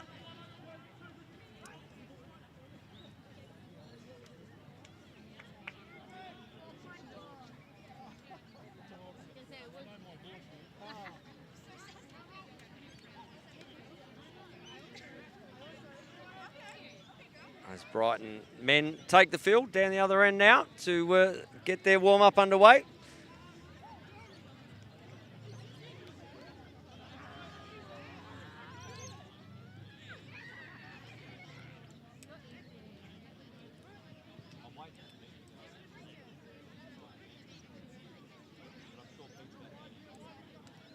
And we'll head out to Mr. Peter Greenhouse to get the proceedings underway for the ANZAC Day medal. Okay, just to get the after-game formalities out of the way. Thank you both to both teams. It was a great game to watch. Brighton would get up, Woodville would chip away, and Brighton would get up, Woodville would chip away. But Brighton taking the game out 10-6, so congratulations to you, Brighton. The ANZAC Day medal for the women is named in honour of Elaine Balfour Ogilvie. Eve Balfour Ogilvie is here to present the medal. Elaine was an Australian nursing sister stationed in Singapore. She was with a group of nurses and patients being evacuated on the vessel, the Vina Brook. The ship was sunk by the Japanese, and a group of 22 nurses, patients and some women and children managed to reach Raji Beach on Banker Island. Unfortunately, they were found by the Japanese soldiers. The men were separated from the women and marched off, never to be seen again. The nurses, women and children were then turned back into the sea and killed by the Japanese. One nurse survived. Her name was Vivian Bullwinkle, and this field has been named in her honour. Women's lacrosse was not played at the time of Second World War, so of course it's been hard to find someone whose name we could place on this medal, and Lacrosse SA feels Elaine, who was a sportswoman during her life, epitomises the characteristics that this medal represents. These brave nurses are remembered in February of each year here at the Women's Memorial Playing Fields. The winner of this medal goes to PJ Ikpe.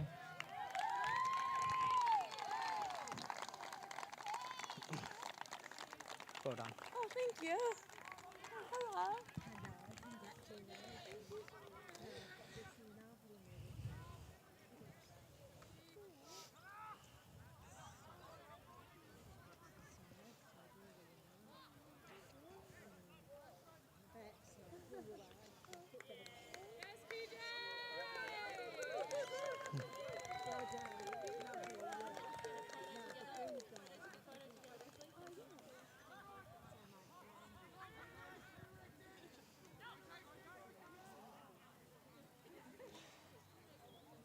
Just while Eve and PJ are talking, Eva's kindly made a fruit platter for both teams to share up in the club rooms after the game.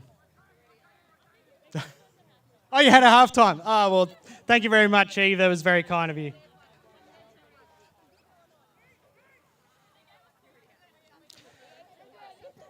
PJ, just quickly... As like the Thank you so much. It's an incredible honor, and I just think I can't do what I get to do, which is play lacrosse, something I love, without my teammates, without amazing competition. So just thanks everyone for a hard game, and I'm excited for the season. Well done, PJ. I think Tony might want to have a chat with you over there for the broadcast. So well done, and well done to all the ladies playing today, and congratulations to Brighton. We'll be back shortly for the ANZAC Day formalities and the introduction to the men's game. Thank you.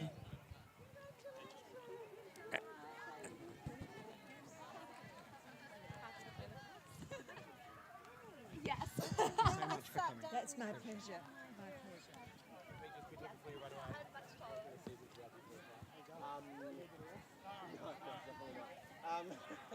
They both got concerned with the holes in the fans, and they would like, particularly the one at the top here,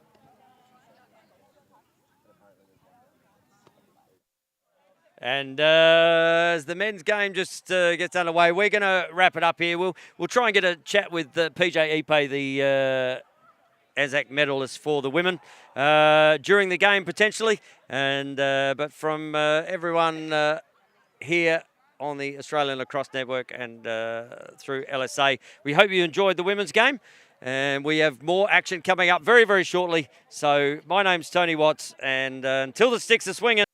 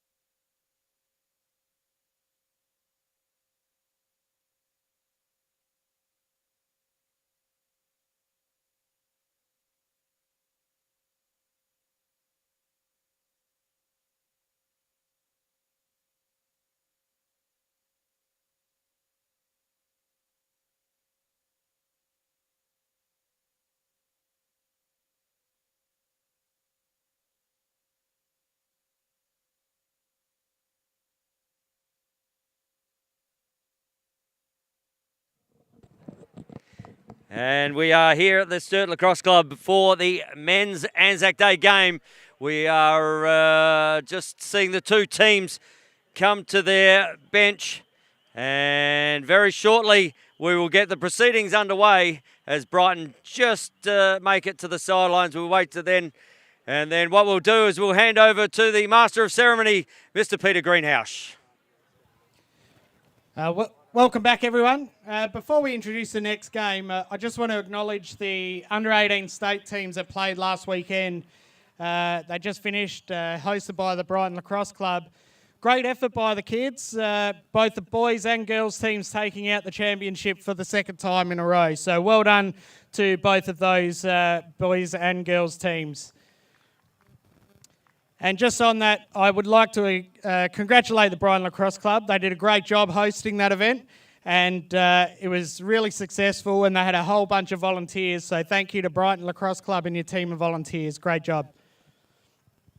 So back to the game at hand. Glenelg is going to take on last year's premiers, Brighton, in this grand final rematch. But first of all, we'll introduce the officials. Head official, Shane Abbott. Official 1, Marty Baker. Official 2, Rick Smisson. And CBO, Zach Tremlett.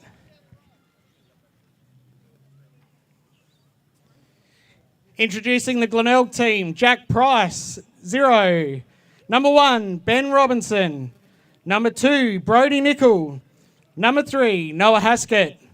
Number 4, Kai Williams. Number 5, Luke Keesing. Number 6, Dan Evans. Number 8, Pat Palmer. Number 9, Henry Haskett. Number 10, Griffin Capella. 13, Hudson Robb. 14, Todd Bartlett. 17, John Marenkovic. 18, Ben Newman.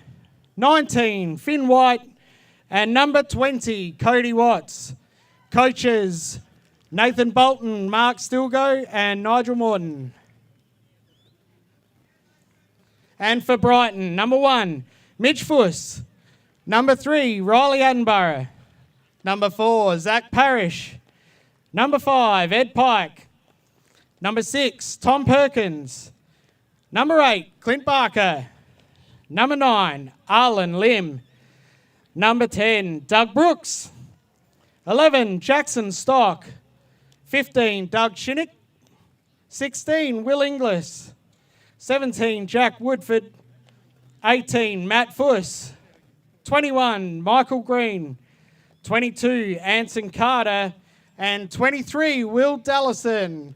And coaches, Jock Dallison and Toby Raymond. Now, the national anthem was played prior to the women's match, so I now invite Deirdre Owen to the microphone for the ANZAC Day proceedings, followed by the captain's coin toss. They shall grow not old, as we that are left grow old. Age shall not weary them, nor the years condemn. At the going down of the sun, and in the morning we will remember them.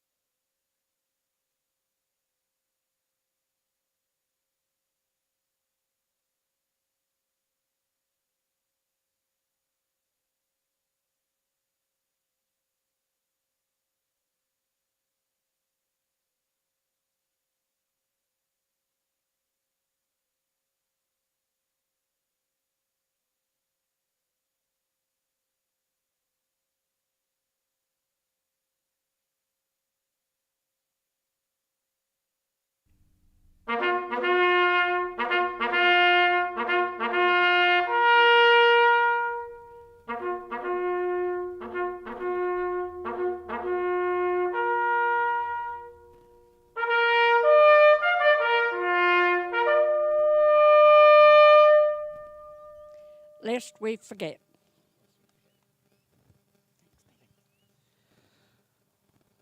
All right, thank you all very much and good luck to both teams. And always stirring on ANZAC Day to hear the bugle as the players take a moment to remember the men and women in our services that keep us protected, and not only today but in the past, who have given us the life here in Australia that we don't take for granted. And also, not only that, but it is the men, the women, and we forget sometimes that it's the animals as well, the horses and all the donkeys and other things that end up in war, and we thank them all for their service.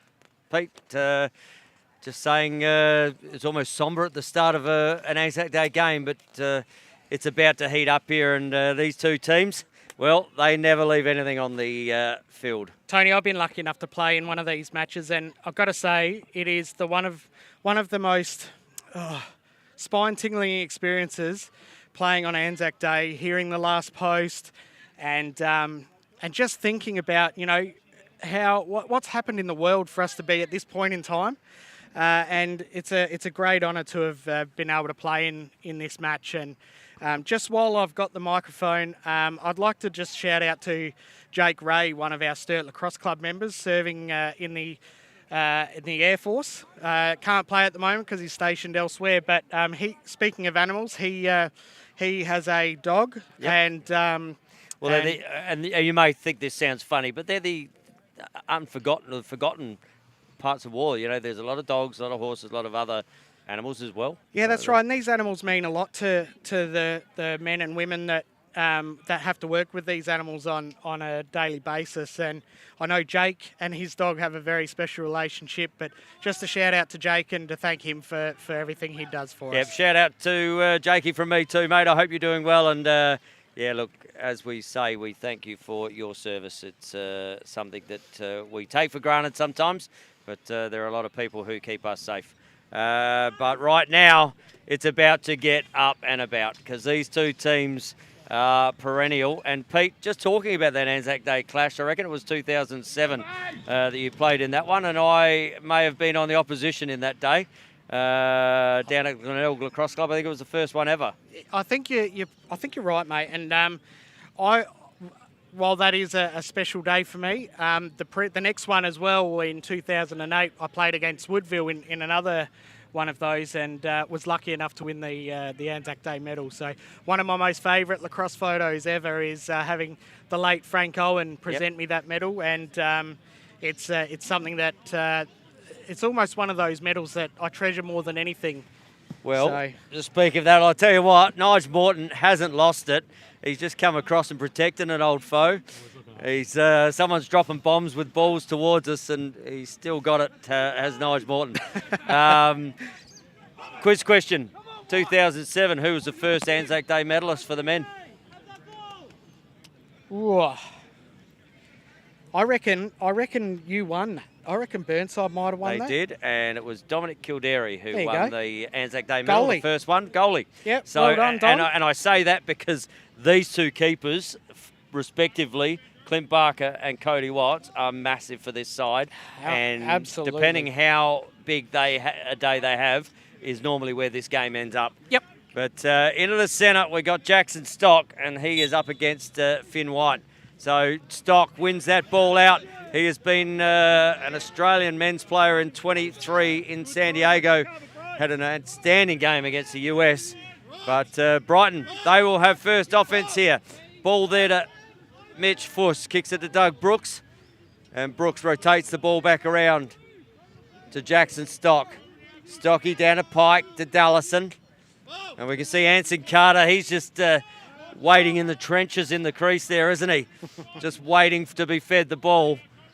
But nice wide set here from Brighton. Ball back up. Here's a little rotation going against the shorty and Price. Price up against Fuss. Fuss rotates the ball down to Pike. Pike has the ball over here to Stock. Stock picked up there by Finn White, and ball no damage, no shot as Dallison picks the ball back up.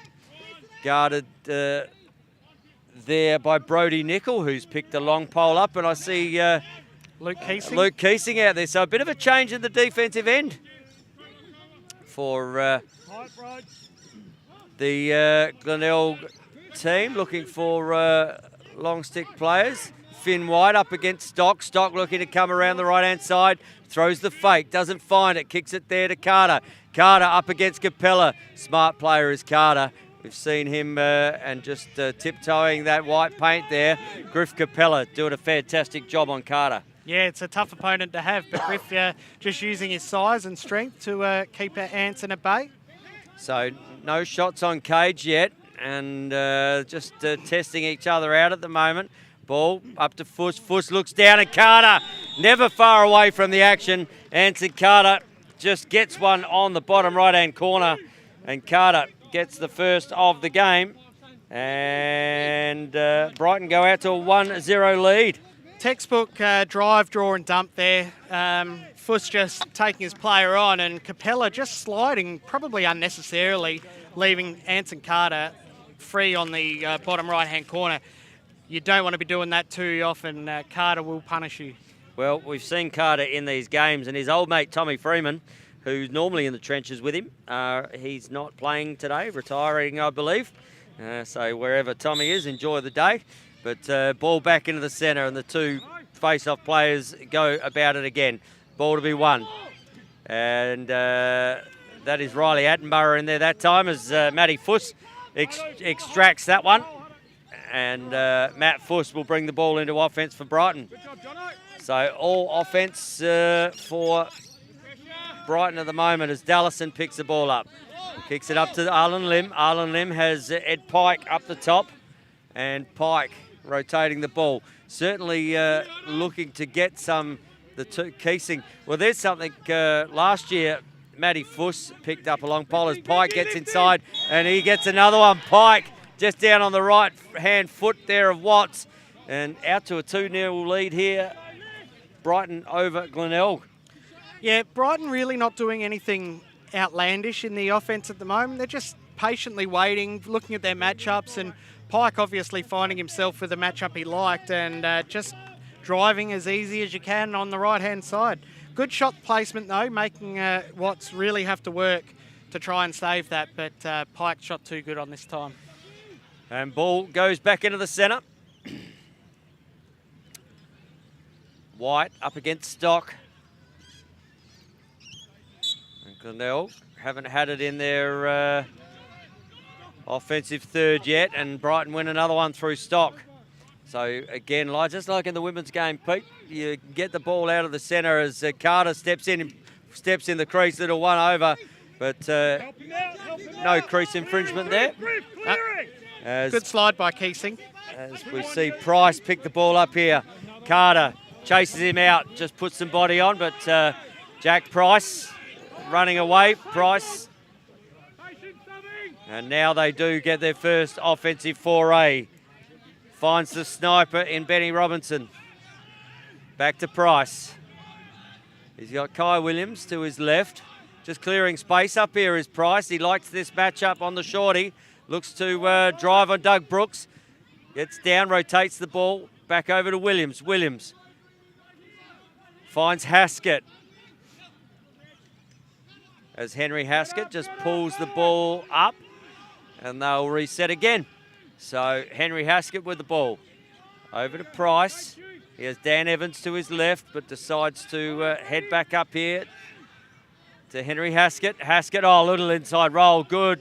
Looks to step down, not there. Finds Williams. And the whole Williams clan getting games on Anzac Day. Yeah, that's it. 3 of them in the women's game for Brighton and 1 for Glenelg in the men's game. Ball to be won down the back, just loose ball. Great pick up down there from Evans. Evans looks up. Haskett was an option there. He's picked up by Doug Shinnick. And Price, we can see what he does. He does magical things sometimes. Price looks to get down and in, looks to draw back now. Just double comes, one-handed take there. Good slide in there, and ball back up the top to Haskett. Will Inglis with that slide there.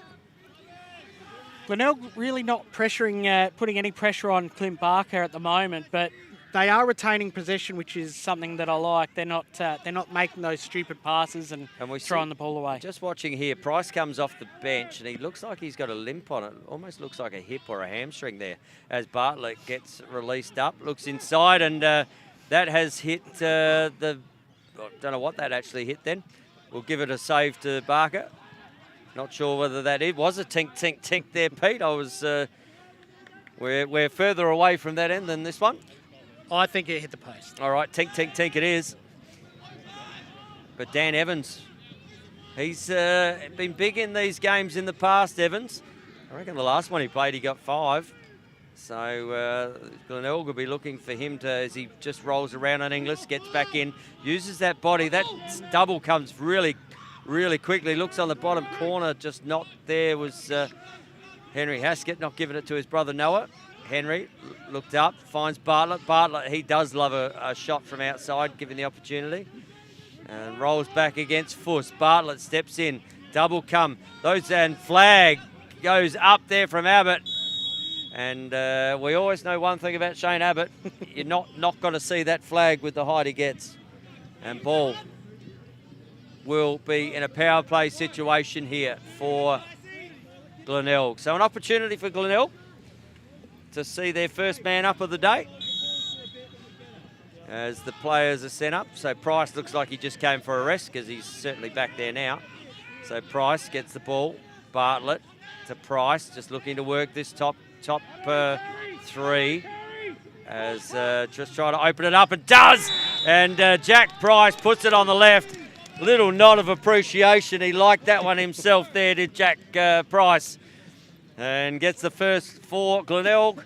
That is a 2-1 game and a power play goal there for Price, Pete. Yeah, just watching that man-up play, Glenelg really not making any movements or motions, just moving that ball. And it looked like the Brighton defence were quite happy for that shot to come from the high post. Really not pushing out on the ball carry at all. And Jack Price said thank you very much, stepped in and slotted that one on Chippy's stick side. Yeah, you forget that he's a lefty. I'm thinking offside hip, but it was stick side hip. And Jackson Stock with another one on the ground, and Stock just wore one straight across the shin there. It started legal. It is legal, Pete. I'm sure Jackson's saying no, maybe it's not. I've got a sore shin now. Nah, he's all right. He's all right. And he's become a real offensive threat, has Jackson Stock. He loves being down in the offence. He's certainly not a Fogo. He certainly started his career in that way, but now try and get him out of the offence. Yeah. So ball up the top to Brooks. Kicks it over here to Arlen Lim. Arlen Lim. Cody just screaming at his defenders to shut down that space. Ball back up the top. Rotation comes up from Dallas. And Dallas an inside look. And another good cut there from Doug Brooks. Little 1-2 to Will Dallison. And Doug Brooks gets another one. And that shot, same place. Yeah, it looks like Cody Watts is really struggling with that low shot. I mean, for someone of his stature, you would think that the low ball might be an easy one, but really for anyone to get down quickly is really hard to do. And Brighton are really, the other thing they did there, and would be great 1-2 cut. Yeah, wasn't it? and they got Cody moving. Yep. Right, so not only is he moving, but he's got to find that bounce as well. So ball in the centre. We see Attenborough, who's come off that MVP performance in the under-18s for Brighton. And ball as Matt Fuss just does a little bit of party trick there, little one-hander, and held the ball exceptionally well. There's an ex-Australian captain right there, Pete. Knows how to hold an offensive ball as Matt Fuss gets it back. And you don't want to let him have space, even from that women's sort of 15-metre arc. He has a cannon, does Matty Fuss. So Jack Woodford, who was he was the man in the centre for Brighton through all of those, golden years. There's still golden years for Brighton, but now playing more an offensive role. Yeah, good to see Brighton able to retrain their older players. And there's a save there from Watts, gets a big piece of it. As Matty Fuss, as we said, he doesn't mind shooting them from high. And gets a good piece of stick on that one to push it wide. But Ed Pike had the backup, and he'll bring it in guarded here by Ben Newman. Ben Newman, as we see Griff Capella. No, Jonathan Marenkovic. He's looking after the keeper by taking that one in the back, right in the back of the helmet. That would have rattled the sense in this Anzac Day game early. It's just what you want to do as a short stick defender. Wear one in the back of the helmet. Save your goalie an opportunity to make a save. He'll be saying to Cody, we won all now. Yeah, that's right. So ball now rattles up the top. Attenborough kicks it there to Dallison. Dallison on the left. Oh, off the hip, and Cody angry with himself there. Almost looked like he got a little piece of that, but Dallison, that's that shot across a right-handed keeper from a left-hand player coming out of the right-hand pipe on that hip is very difficult to save. Yeah, and we mentioned that in the women's game just before this one. To be able to drive on your left hand like that and then get that goalie moving to their right side and shooting low across their body, they're moving one way, the goalie, and then they've all of a sudden got to change direction. It's really hard for the goalie. So yeah, it's probably that's probably the hardest shot for a right-hand keeper to save. Yeah, and I think so. Vice versa for the lefty, is that coming down that left-hand pipe as a righty and then across. Yep. Legal procedure here, and Finn White will come up with that one. Flicks it up there to Kai Williams. So a 4-1 game if you are just joining us here on the Australian Lacrosse Network for LSA's opening round. It is Anzac Day here at the beautiful Sturt Lacrosse Club. And we're glad you are on board watching this one from wherever you are. As Price, he looks like he really wants to be the scoring option down there, does Jack Price. Ball picked up by Haskett. Haskett looks to inside roll. Stock just giving him the full back massage with the hands together. The flag is down now as Evans looks to get inside and fires that shot. But we've got a penalty on the play here. And we've got a hold there. And we've got another flag down here, thrown from the bench.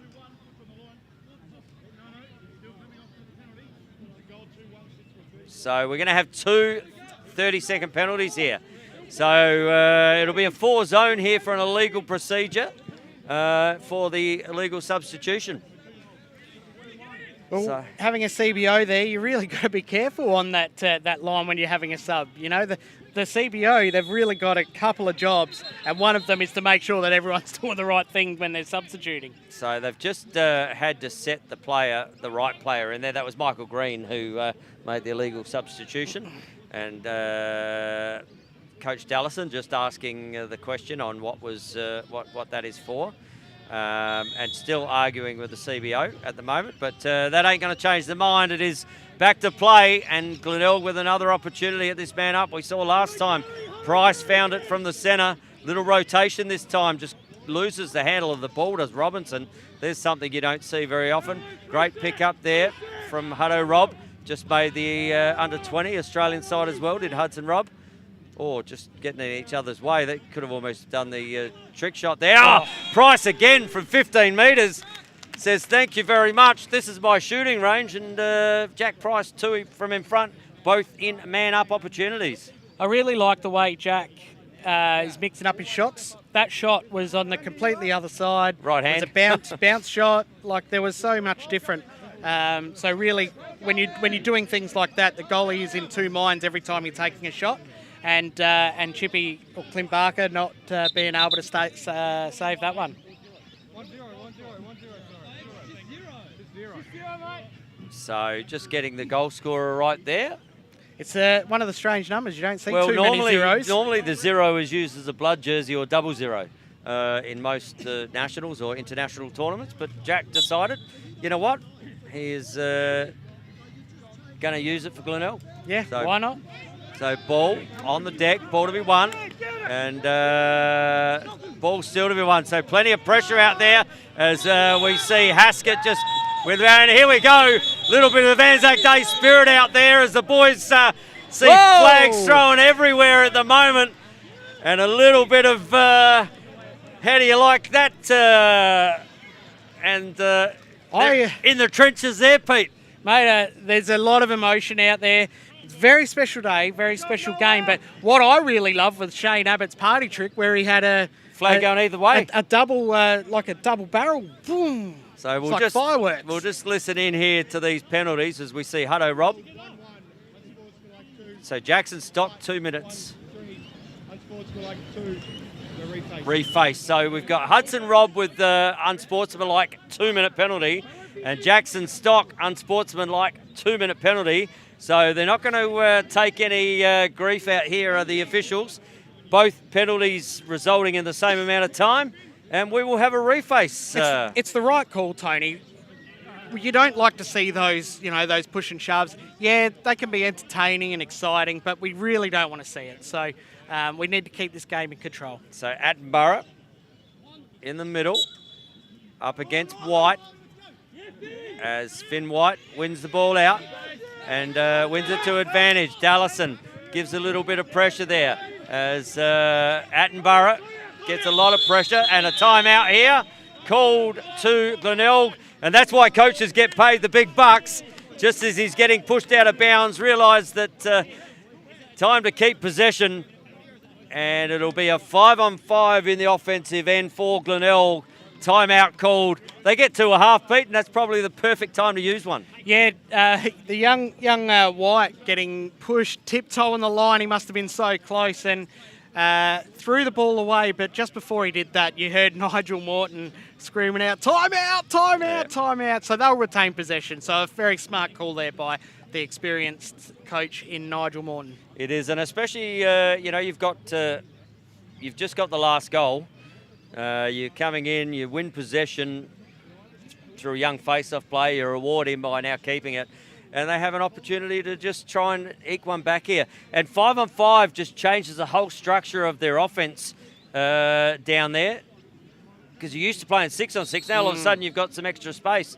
Let's see what the offensive coach here in Nigel Morton, who's played plenty of offence. I don't think I've coached a game against him where he didn't get at least 9 in a game. I think he just had one of those.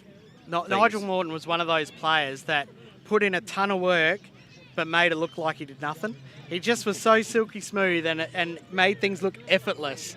But really, he was just a really smart player and really, well, I coached him, so I've taught him a lot. So what you're saying, Pete, is it was all you? Oh, look, no, take credit where credit's due. If you can't pump your own tyres, no one will. I'll put my hand up for some of the work, but no, great player, Nigel Morton. So Kai Williams looking to go to work against Fuss, looks to get up top and just gets a brush there, does Williams. Little flip up, kicks it over here to Dan Evans. Dan Evans to Price. Now he picks up Mitch Fuss. Mitch Fuss looks over. Looks to Williams, and Williams buries one in the back of the cage. No, sorry. The sniper. Sniper, Benny Robinson, buries one in the back of the cage. Kai would be happy with me saying that he's buried one, but yeah. Benny Robinson gets that one for Glenelg, and penalties are still running here, and we're back into a 4-3 game. So Brighton getting out in this contest, but Glenelg just scratching it back one at a time. Yeah, and it's what we saw from the women's game. Brighton would get out and Woodville would come back, but Brighton actually never let them get in front. So the men would be looking to do the same thing, I'm sure. So ball back in the centre. We got Attenborough in there, up against White. Attenborough, White wins it again. So Finn White, 2 from 2 and giving offence. So looking for an outlet, finds Palmer, and they can go back over that halfway line, because it hasn't been checked in yet. And ball just as Henry Haskett, I don't know what he's... I think he dropped his mouth guard. So he dropped his mouth guard. He was picking it up and the ball was being thrown to him. So they'll just stop play as a duty of care so he can replace his mouth guard. And penalties still happening in the box. So still 5-on-5 here as we see Henry Haskett. He has come up wide. 30 seconds left in the penalty we're hearing. Todd Bartlett looks to drive right, not there. Haskett up against Attenborough. Attenborough coming off a big week of lacrosse this week with the under-18 championship, so he could be feeling the effects of that. Attenborough looks down, looks to fire. Bartlett does fire, but Clint Barker, well, he was awake to that. Ball fired out here to Inglis. Inglis looks to clear the ball. Gives it over the other side. Penalties released now. Parrish, he's another one who has made that under-20 Australian side. And ball now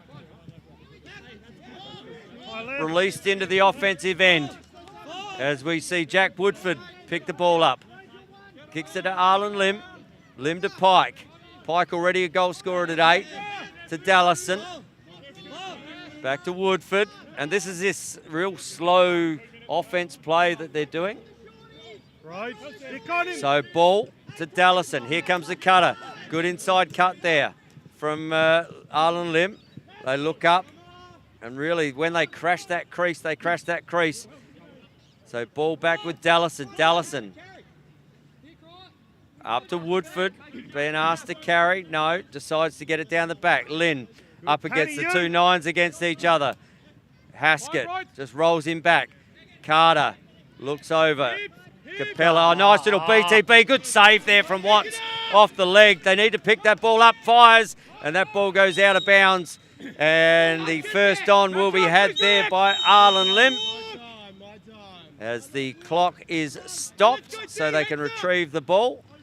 Good save there from Watts and needed to make that leg safe. 3 saves to Barker, 2 to Watts so far. So again here, Lim coming around. Looks like he's going to throw that one and ball goes out of bounds. Picked up there by Carter. So just trying something out of nothing there as the whistle goes. And we've got a timeout goal here. Limited time in this first quarter.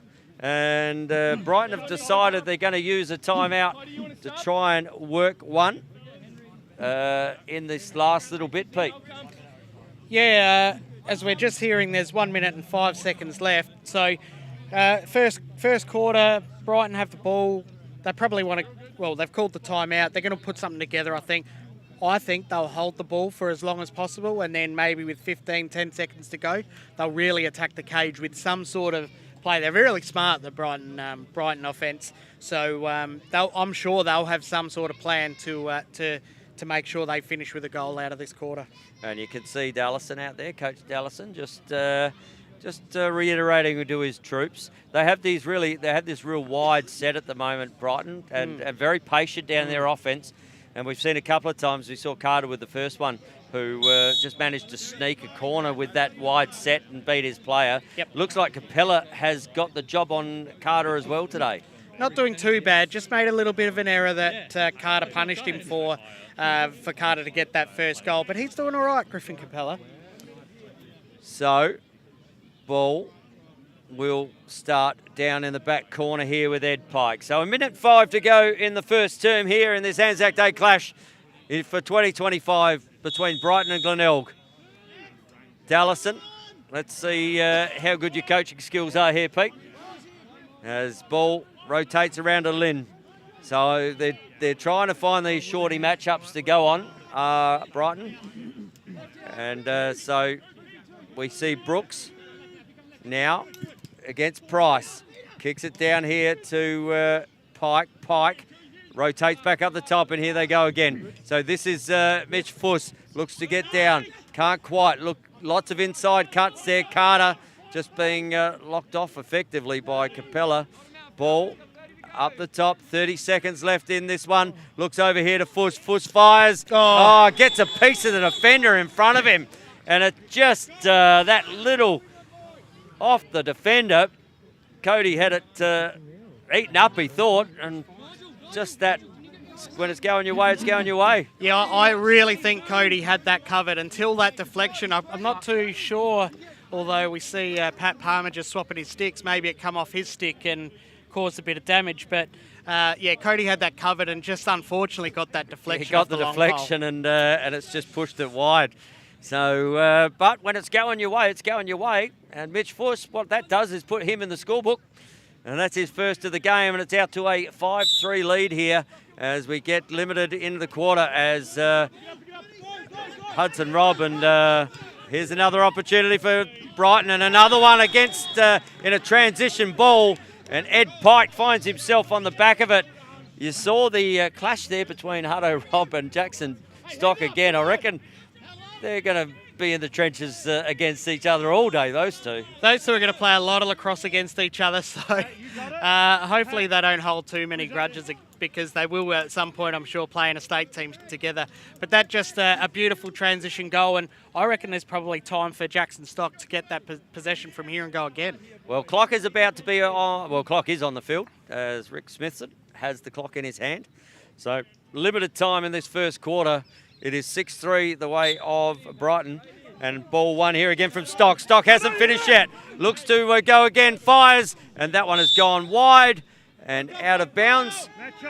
Is there enough time here for Brighton to find another shot? Matty Fuss.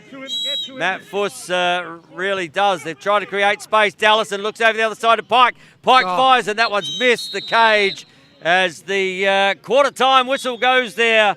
And we have a 6-3 ball game. The way of the Brighton Bombers in the first quarter of this Anzac Day clash. I really think Glenelg are lucky, because the way those Brighton players are moving that ball around, to have those two opportunities late in that quarter with such ease, it was really easy for them to get those shots away. I would have loved to have seen Ed Pike reward Will Dallason's drive there. And then the look over was great too. But Glenelg should count themselves lucky that they're not at an 8 or even, say, a 7-3 quarter. Well, I tell you what, 6 goals in a quarter for the two combatants is a really high-scoring game so far. I mean, 9 goals scored in the first quarter is big for these two teams. Yeah, and normally really, it's an arm wrestle early. It really exciting too. Like, who doesn't love seeing goals in lacrosse, right? That's why we play. Well, I'll tell you what, if you're looking forward to that, wait till we go to the Olympics, Pete, for the Sixers. We're big fans of the Sixers after calling the MLS this year, and there are goals galore in that, so really good for the fans. Really hard to commentate too, Tony, because the game just doesn't stop. But really exciting, the Sixers format. A lot of goals, lot of running, and really, really exciting. And there'll be some of these players in these teams will be in the Olympics. One of these players, I don't know, I won't be so bold to say... You're not making a prediction no, a few years out? I won't be so bold to name names, but there will be a player on this field today that will be in the Olympics team. I will guarantee. You guarantee it? Yeah. So write down the 32 names that are out there, and Pete's got a 1 in 32 chance. So he's feeling happy about himself too, but we always do say, Pete, gamble responsibly. Always. But that's a ripping first quarter. Who were the goal scorers for the first quarter, Pete? Carter for Brighton first. Carter with 1, Fuss with 1, Pike with 2, Brooks with 1, and Dallison with 1. And for Glenelg, Price with 2 big bombs from downtown, and Robinson with 1. Price with an assist as well. So he's been he's had a piece of every goal that Glenelg's got. So. Yeah. Well, what we did see out of that, though, transition ball from the Brighton Bombers will put a lot of pressure on that Glenelg defence.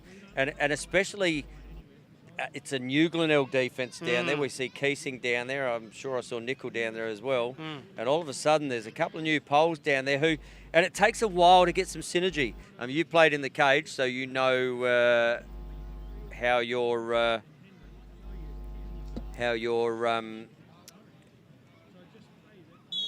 defence works in front of you. But yeah, it's so just in this break, Tony, can I just thank the Sturt crew here today. Currently we've got Cameron Robb just putting some sand in some of those holes, so Good work to him, the State League men who are here to set up, and also I've got a whole host of people in the kitchen and canteen that are doing a great job keeping the spectators fed and watered here at the Women's Memorial Playing Field. So thank you very much to all of my crew at the Sturt Lacrosse Club. Yeah, they've done a fantastic job. Have the volunteers at the Sturt Lacrosse Club, and Pete, it's the ground's looking a treat as we see some fresh loam being wheeled back into the box here. It is into the second quarter. We are about to start, and Jackson Stock wins that ball. No, loses that ball. Palmer picks the ball up as Pat just decides to pick it up. He's got Noah Haskett, and Noah has guarded there by Parrish. As Parrish just he's got to watch that V with that hold there. But ball up to Williams. Williams to Bartlett, and Bartlett up here to Price. Gets to the shorty up the top. Looks to rotate back on the left. Now he goes right. Just trying to lead him a merry dance. Ball to be won. Williams got plenty of time there, has Kai Williams. He picks up Jackson Stock. Williams looks to come high. Slide comes. Looks inside there to Robinson. Oh, looks down the bottom corner and just couldn't quite find his offensive player there and throws the ball out of bounds. Haven't seen too many unforced errors, Tony, but a big one there from Robinson will give Brighton possession. Didn't really need that turnover. So 2-on-1 out on this outer side here. But ball gets thrown up the field, and a great outlet there, and that's a great take there from Matty Fuss. Just reached to the sky, and sorry, that was Will Dallison. That looked Matty Fussish the way he took that, but reached to the sky and pulled it down. And if you've never thrown a lacrosse stick, that's harder than it looks, Pete. Yeah. It is, or you've tried to catch with a lacrosse stick. That is a skill in itself. So ball down with Brighton, so they will have an opportunity here. Mitch Fuss has Hudson Robb. Fuss up against Robb. Carter sets a pick. Ball comes back up to Pike. Pike out to Dallison. So Capella had been on Carter, but now finds himself on Dallison. And Dallison looks to bring his player up to the top. Ball out there to Perkins. Ball rotates again. So really patient offense here for Brighton. Looking to create on those bottom corners. And great work there from Brody Nickel. Just getting in the lane, knocks it out, but come off the Brighton sticks, Glenelg sticks, so Brighton ball. I reckon Will Dallison will look to drive on Capella. I don't think they're matched very well for speed.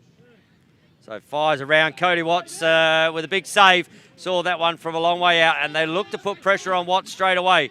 But he is good enough to get the ball up. Henry Haskett. He has a longie on one side and a shorty the other. Robb looks down the bottom. Finds Evans. And just substitution is had there from Nickel. And Glenelg bring on their offensive set. So ball out here with Evans. To Noah Haskett. Over to Kai Williams. As now Hudson Robb. They really looking to go through Mitch Fuss every time he's down there. Huddo Robb looks to go. Fires the ball down. Henry Haskett now has the ball. Picked up Doug Brooks. Doug Brooks over there, looks to fire, looks to go, does fire, and up and over. And Chris North, I tell you what, he has been watching the Matrix, the way he got out of the way of that one. He must have seen that in digital slow motion. Arched his back. And just said, well, is that all you got, Hutto? So shot had there, though, but no damage done on the scoreboard. Robb again to Haskett. Haskett against Brooks. Oh, inside look, but picked off there by Shinnick.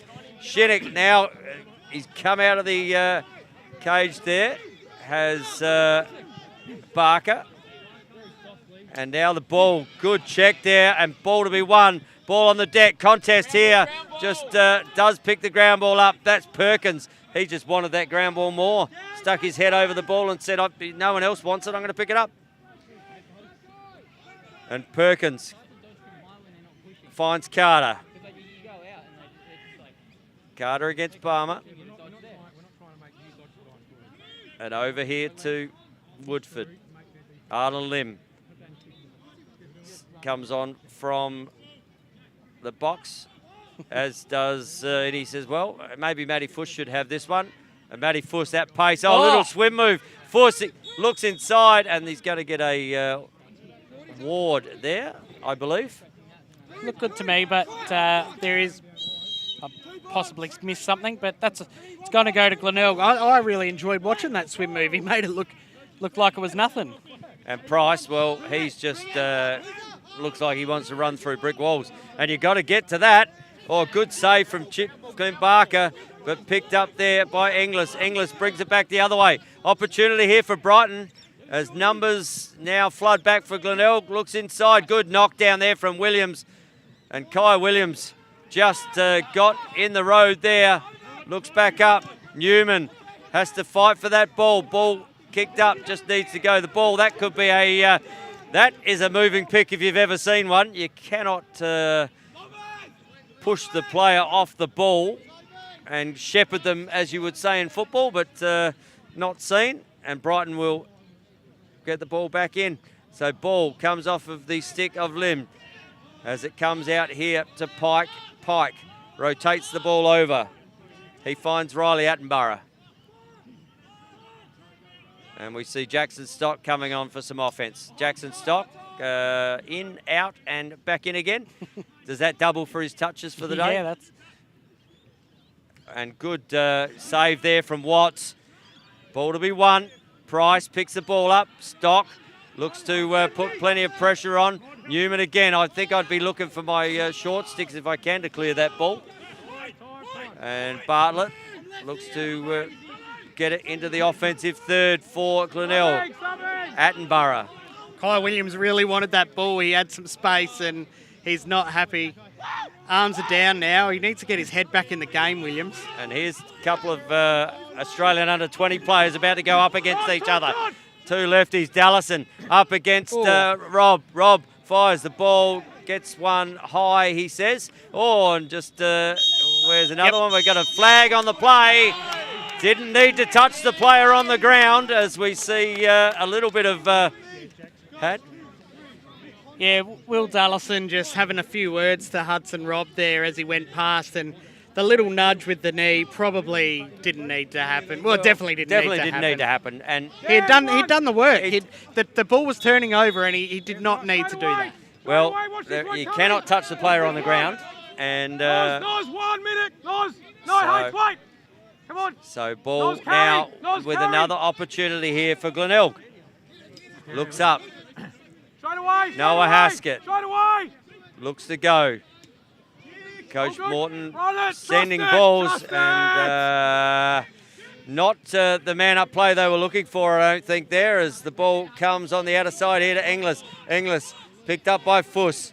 That's Matt Fuss. Matt Fuss rotates back. Pressure coming. Chippy gets nailed and gets one after. And ball on the ground, and there's no, as Clint Barker, he will stop play to get that helmet back on.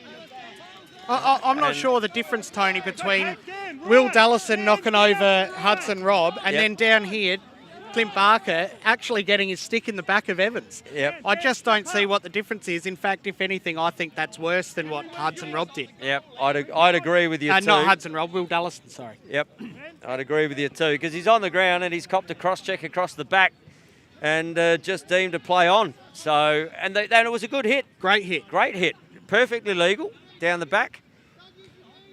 But Brighton... Chippy turned around and saw the Dan train. I was going to say, choo, choo, choo, leaving the train. But, just... so, push double. Ball now as Noah Haskett again on there. as that was another almost good take there from Perkins. Good pick up, but just losing the ball again. Ball still to be won. And just comes in, that's from the rear, but nothing called. And ball is picked up here by Hutto. And just being asked to settle the offense down here. They want to start picking some of this up, Pete, as we've got another flag on the play here. So that'll be for something. And They've just passed the ball above the restraining line, so they're not attacking the goal in the eyes of the officials, so the play will be stopped, and the call is on. So Stocky? Yep. No, is it Stocky? I can't see sitting there. It's Woodford. But a 30-second call, just a legal procedure there. So another opportunity and a man up for Glenelg. I'm sure they won't be looking for Dan Evans for that shot. I think there was more to that man up play than I think so. Was required. As the rotation happens, looks down and Hutto Rob fires one up and over. And his offensive coach maybe just says, how about you put some down on the ground and make him actually have to work for it. So, ball back up the top. Not you, Hutto, it's not you. Looks down to Barlow. Oh, good inside look. Good save there from Chippy in the cage. Great take in there and good turnaround and shot, but Chippy with a fantastic save. Very experienced keeper, just had his body in the right spot. Penalty been released, so we're 6-on-6 now. Ball down the back here. Haskett, Noah up against Matt Fuss.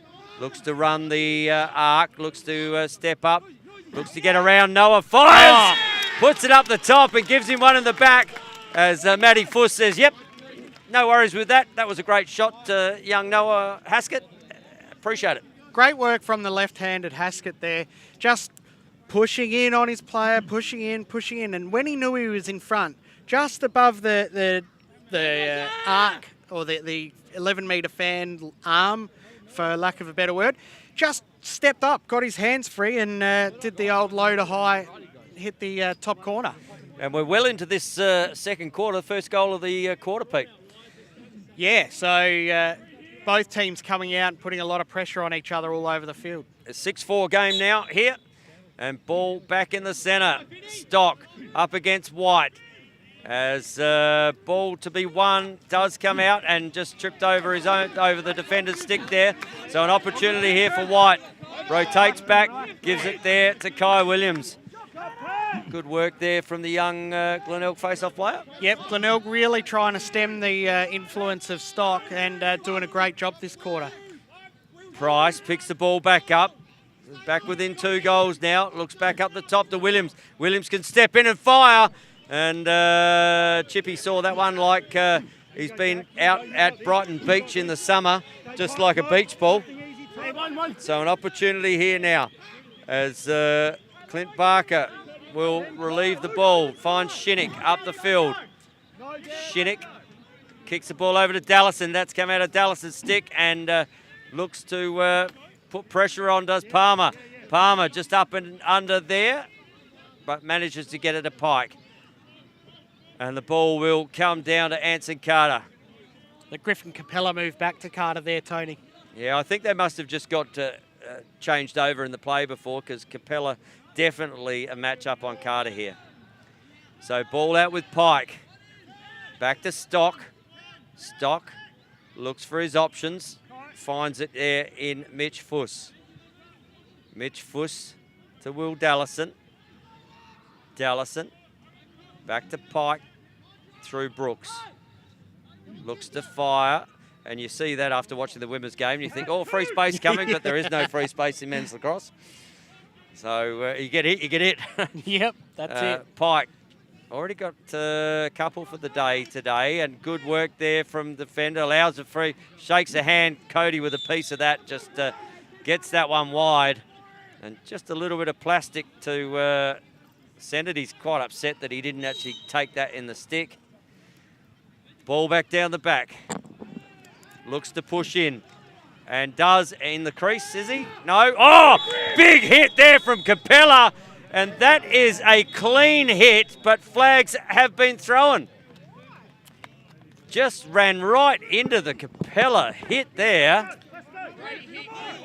Yeah, I'm not sure whether the player had his head down over the ball, and maybe there's a bit of protecting the head. Pretty sure that he was whether he slipped and fell into that, but that was good, clean lacrosse. And the only thing I can think is they've got him for getting him high, and Shane Abbott right on that one, and they will sit for a minute penalty. I'll tell you what, though, there's been a few good hits by the Glenelg team that are really in the play, and you're right, perhaps Griffin or Capella was maybe a bit unlucky on that time, but Glenelg not afraid to throw their bodies around as we get a timeout. That is for Glenelg. Well, there have been a couple of real clean hits, and good to see Dougie Brooks. He's a great man, is Dougie Brooks. He's up and about. He's shaken, not stirred, and Griff will sit down and have a think about how he can go out and play tough defence like that again in the next opportunity he gets. Yeah, I think you don't want that to stop Griff using his body. If there was something involved in that, and clearly there was, because Shane Abbott had. And the great thing is, at home, you get to go back and replay that on the Australian Lacrosse Network, and you can decide for yourself. But I'm live for me, Pete. That hit looked good and clean from we are. Mind you, it is the other end of the field from us, but we had a good angle on it. If I'm his coach, I'm saying, Griff, don't let that one get you down, mate. Just have another go and, keep playing hard body defence. As the timeout has been taken here by Brighton, and they will look to put a man-up goal on if they have the opportunity. So I haven't seen a lot of the Brighton man-up today. So ball down with Carter. Carter back up here to Matt Fuss. Matt Fuss looks around, finds Lim. Lim looks to go to the bottom corner. Looks inside. Jack Woodford doesn't quite take that ball, and Cody gets it flipped up to him. Ball here given to Haskett. Penalty about to be released here too, as another one coming on from behind. So as subs come here for Glenelg. And Hutto Rob comes on, gets the ball. 10 seconds left on the penalty we're hearing, as Kai Williams will be coming on for that. And that is even now. Sorry, Jack Price comes on for the penalty. So 6 on 6, deep into this second term. It's 6-4 the way of Brighton. Do Glenelg have another one in their bag before the halftime break and bring it down to a one-goal game? So looks inside, finds Williams. Williams over here to Rob. Rob, ball saved there from Chippy. Good ball to be won. On the deck, Green gets good pressure there. Ball picked up there from, as listening to his offensive coach there, is Noah. Haskett decides to bring it up the top, gives it to Price. Price picks up Arlen Lim, looks down, and that one's come straight off the stomach of Clint Barker. Ball here through Parrish. Zach Parrish fires the ball. That's not where you want to put it. We saw that in the first game. And an opportunity here for Brighton to bring it down late in the first term. Looks over to Matt Fuss. Got to shut down that scoring space. Oh, good save there from Watts. That has come off his knee and has ended up going out of bounds on the full.